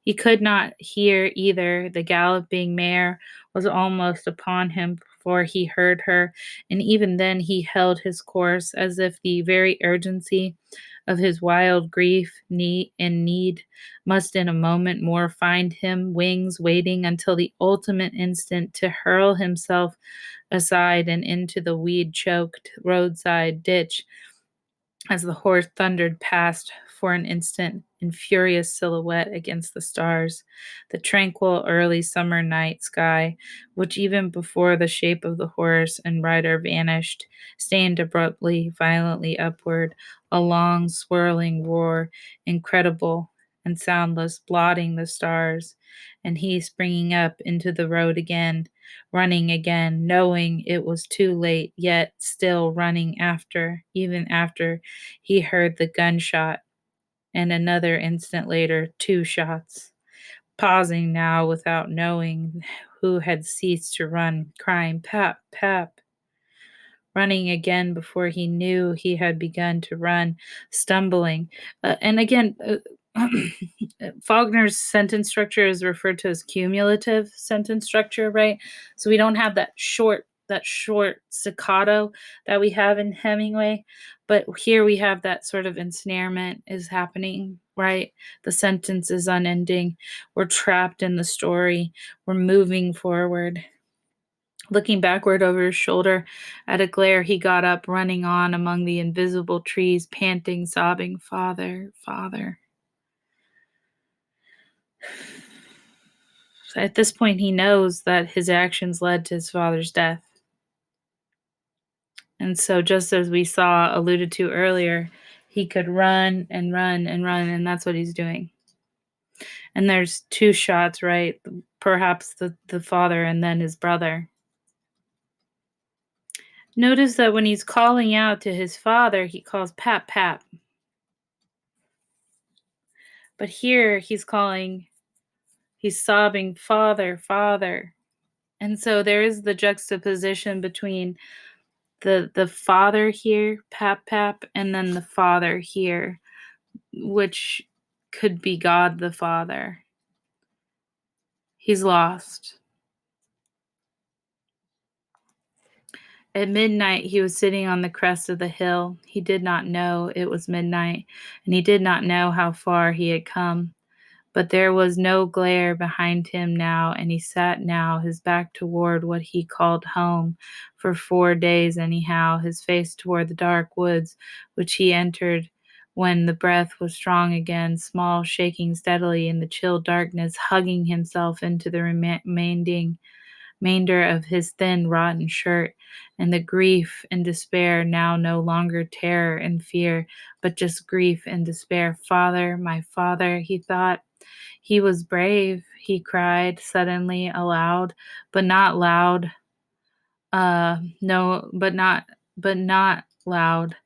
No more than a whisper. He was in the war. He was in Colonel Sartor's cavalry, not knowing that his father had gone to the war a private in a fine old European sense, wearing no uniform, admitting the authority to give and giving fidelity to no one man or army or flag, going to war as Malbrook himself did for booty.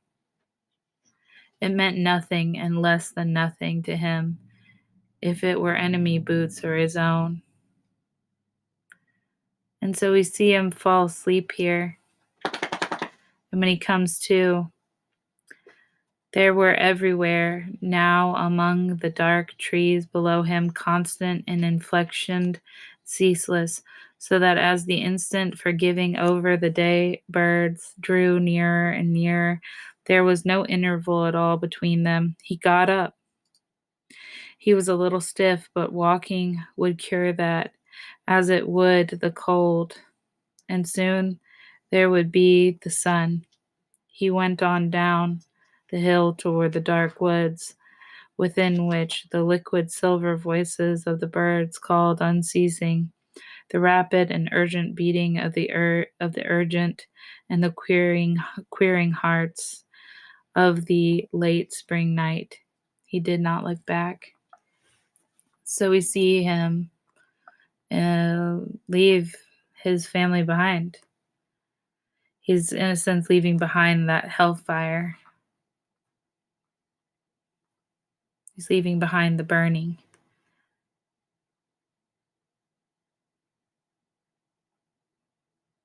The rejection of the morality of his father, the coming to terms with the man himself and not the myth.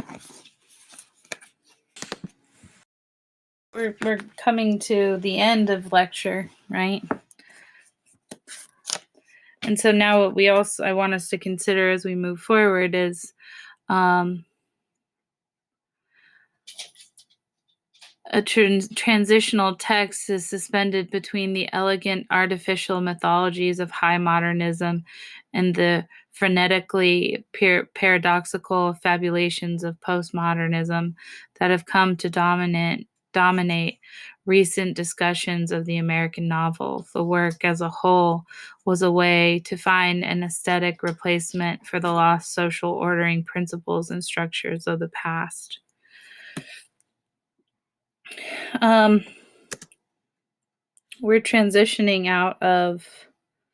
We're beginning to transition out of modernism, right? Because we're finding that applying that covering the void with art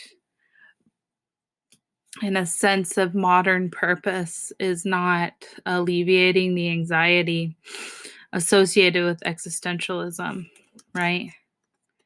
Here we are, World War I in modernism. Existentialism roughly begins in the 1850s, and perhaps we are still very much so saturated in it.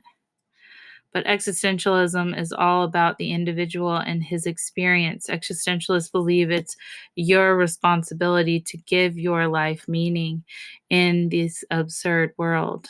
And the only way to do that is to live your worthless life to the fullest, passionately, sincerely, and authentically.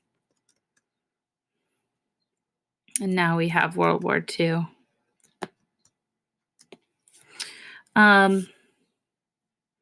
We're going to read this parable by Nietzsche. We're going to read the parable of the madman by Nietzsche, probably his most famous quote, the most famous quote from Nietzsche. The madman jumped into their midst and pierced them with his eyes. Weathered is God, he cried. I will tell you, we have killed him. You and I, all of us, are his murderers. But how did we do this? How could we drink up the sea? Who gave us the sponge to wipe away the entire horizon? What were we doing when we unchained this earth from its sun? Whether is it moving now? Whether are we moving away from all the suns? Are we not plunging continually backward, sideward, forward, in all direction? Is there still any up or down? Are we not straying as through an infinite nothing? Do we not feel the breath of empty space? Has it not become colder? Is not night continually closing in on us? Do we not need a light lantern in the morning? Do we hear nothing as yet of the noise of the grave diggers who are burying God? Do we smell nothing as yet the divine decomposition? God's too decompose. God is dead. God remains dead. We have killed him. How shall we comfort ourselves, the murderers of all murderers? That was holiest and mightiest of all the world has yet unknown his bled to death under our knives. Who will wipe this blood off of us? What water is there for us to clean ourselves? What festivals of atonement, that sacred games shall we have to invent? Is not the greatness of this deed too great for us? Must we ourselves not become gods simply to appear worthy of it? There has never been a greater deed, and whoever is born after us for the sake of this deed, he will belong to a higher history than all history hitherto. Here the madman fell silent and looked again at his listeners, and they too were silent and stared at him in astonishment. At least he threw his lantern on the ground, and it broke into pieces and went out. I have come too early, he said then. My time is not yet. This tremendous event is still on its way, still wandering. It has not reached the ears of men. Lightning and thunder require time. The light of the stars requires time. Deeds, though done, still require time to be seen and heard. This deed is still more distant from them than most distant stars, and yet they have done it to themselves. And so one of the schools of thought associated with existentialism and postmodernism is a philosophical movement referred to as nihilism.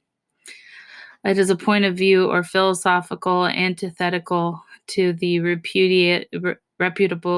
reputably meaningful aspect of life. Most commonly, nihilism is presented in the form of existential nihilism, which argues that life is without objective meaning. So that scene where the madman is screaming that God is dead and we have killed him, it's not a rejoicing. It's a misinterpretation that like a lot of like, you know, like moody high schoolers, I think, want to project onto Nietzsche. But it's a real sadness that we have gotten so far away from um the truth that we deem as being godlike, or that we have killed our need for him because we've become aware of the purposelessness of life. Moral nihilists assert that morality does not exist at all.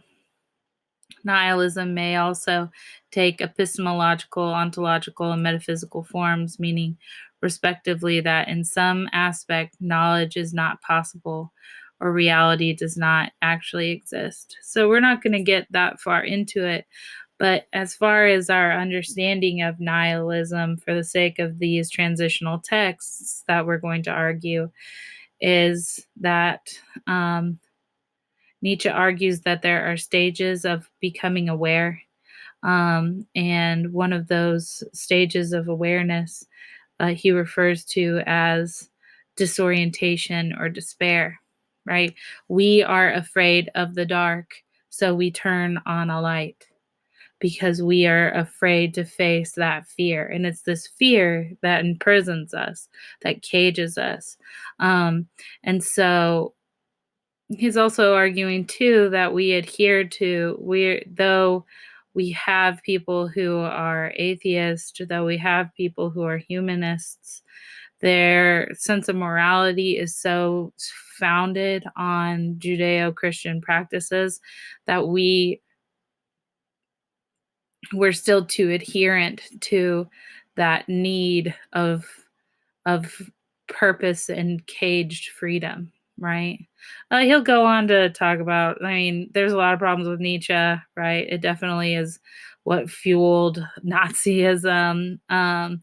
But we see that for me, when we begin to talk about disorientation and the despair associated with this loss, right? This sort of inescapable loss, this inescapable burden, that's what brings us to this very bleak transition that we see in the literature. To die proudly when it is no longer possible to live proudly, death freely chosen, death at the right time, brightly and cheerfully accomplished amid children and witnesses, then a real farewell is still possible, as the one who is taking leave is still there, also a real estimate of what one has achieved and what one has wished, drawing the sum of one's life, all in opposition to the wretched and revolting comedy that Christianity has made of the hour of death. One should never forget that Christianity has exploited the weaknesses of the dying for a rape of the consciousness, and the manner of death itself for the value judgments about men of the past. Here we're alluding to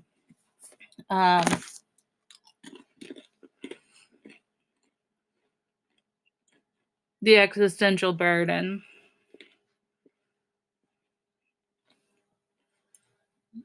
And the existential burden, I always feel weird when I teach this, and I feel really weird teaching this online. But The existential burden is to accept that life is meaningless and then to embrace that sense of purposelessness. I'll argue later on that we don't live in that state anymore. We're coming out of that state, I would argue. Our collective unconsciousness, I would argue, is coming out of that state. But the existential crisis is to accept the purposelessness void of reality, or to not. And how do you not accept that? You kill yourself.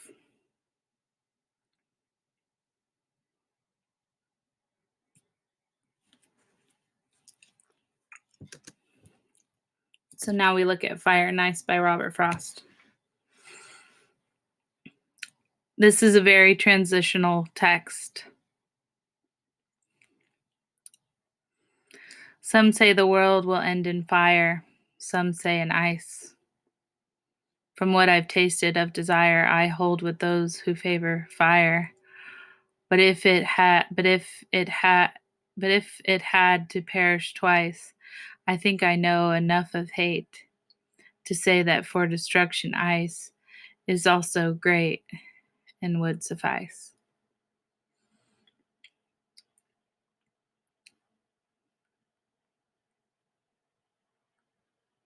Simple, one of Frost's shorter poems. Some say the earth will end in fire.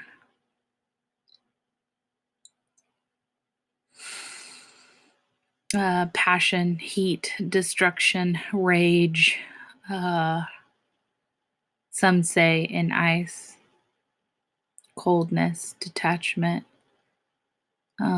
isolation. From what I've tasted of desire, I hold with those who favor fire, right? I want to imagine that I would fight, that I would rage, that I would overcome.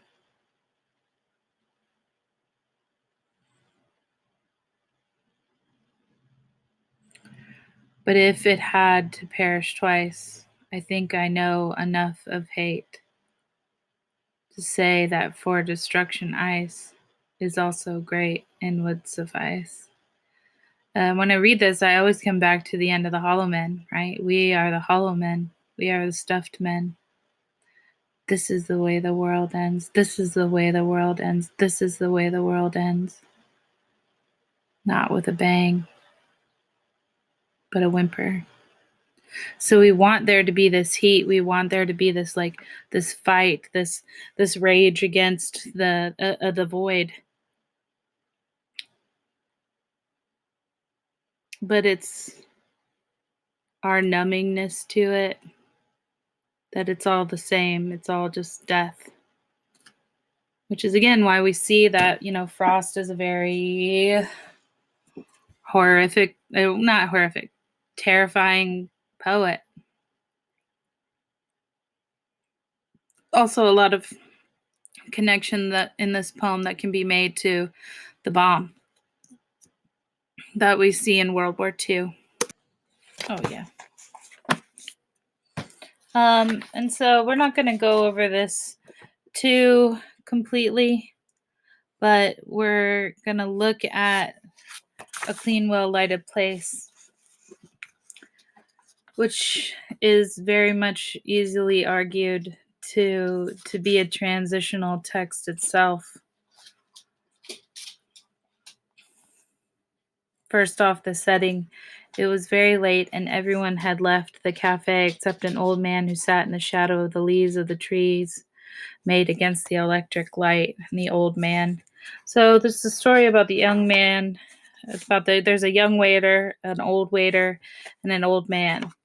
And the young waiter wants to leave, right? He wants to get back to his life. He's tired of the old waiter sort of taking up his time and not letting him enjoy his life as he would want to go and to enjoy it. He's tired of it. And so we're going to look at just a couple passages. Again, you can read the entire piece. I mean, there's definitely the invasion of the amoral character happening here, where we see that the soldier and the woman without a head covering, he's implying that she's a prostitute. The young waiter's bluntness and how he's speaking to the older waiter, to the old man, right?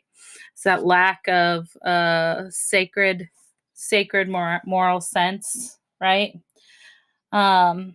But two, it's also just, we can read it too from the perspective of being young and wanting to of the number of hours still mattering in one's life, not just, oh, it's been another hour.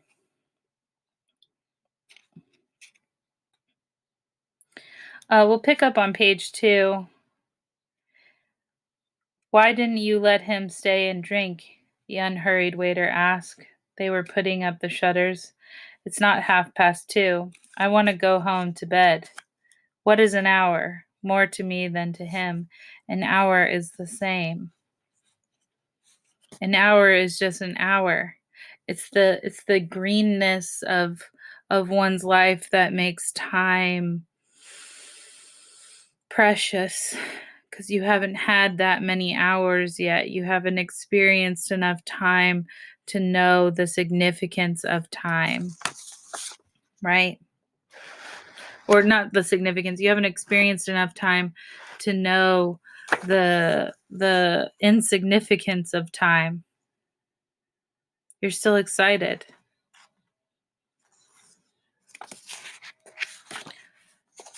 We'll skip to the very last passage, right?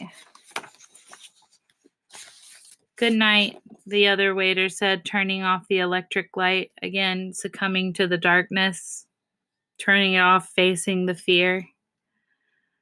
The light, of course, turning off the electric light, he continued the conversation with himself.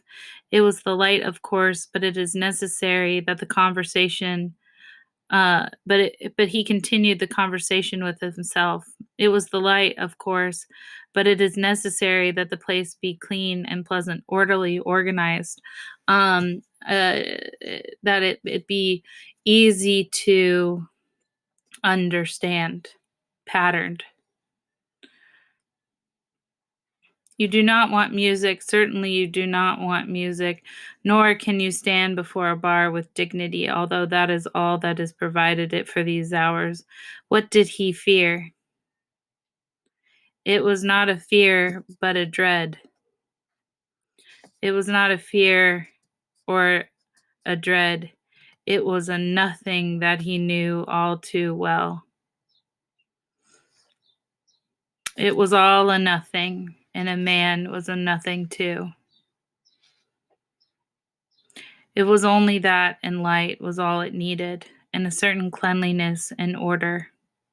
Some lived in it and never felt it, but he knew it was nada y pues nada, nada y nada, nada y nada, pues nada, our nada, who art in nada, nada, thy name, nada, thy kingdom, nada, thy will be nada, and nada, as it is in nada. Give us this nada, our daily nada, and nada us not our nada, as we nada our nadas, and nada us not into the nada, but deliver us from nada. Pues nada. Hail, nothing, full of nothing. Nothing is with thee. He smiled and stood before the bar with a shining steam pressure coffee machine. And then we end. There's an exchange between the waiter and the bodega barkeep.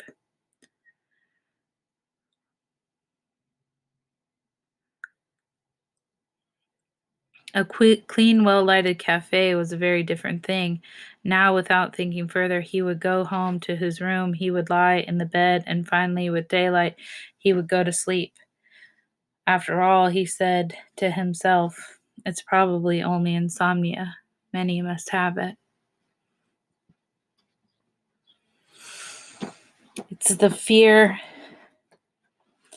of emptiness, the fear of the nothing that keeps him from sleeping. It's during these like hours when there's no way of avoiding it, that he can't escape that sensation of despair, of the nothing, right? He's becoming aware, he's embracing the ideals associated with nihilism. So much so that in a sense, he's worshiping it. He's praying to it. The void is very much alive for our character.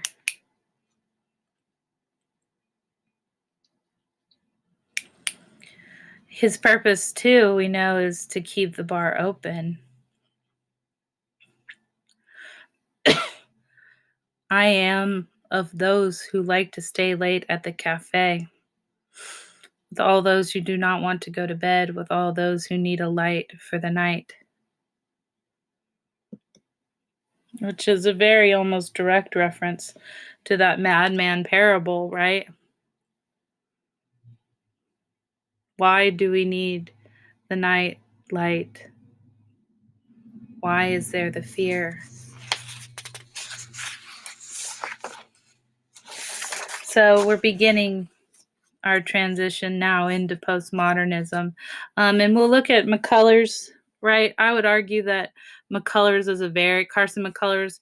Next class, we'll look at Carson Mccullers, Carson Mccullers, I would argue, is very much a transitional writer, right? Which is one of the reasons I think she's sort of on the fringe. She's fallen out of popularity with the canon. And I think that is because of the difficulty to classify her within either modernism or postmodernism. She's writing during the same time as Flannery O'Connor, right? But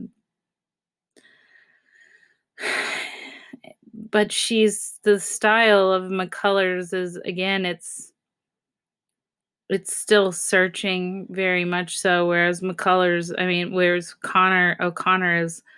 is confronting that void and loss in a more not accepting, but a more I don't know right now.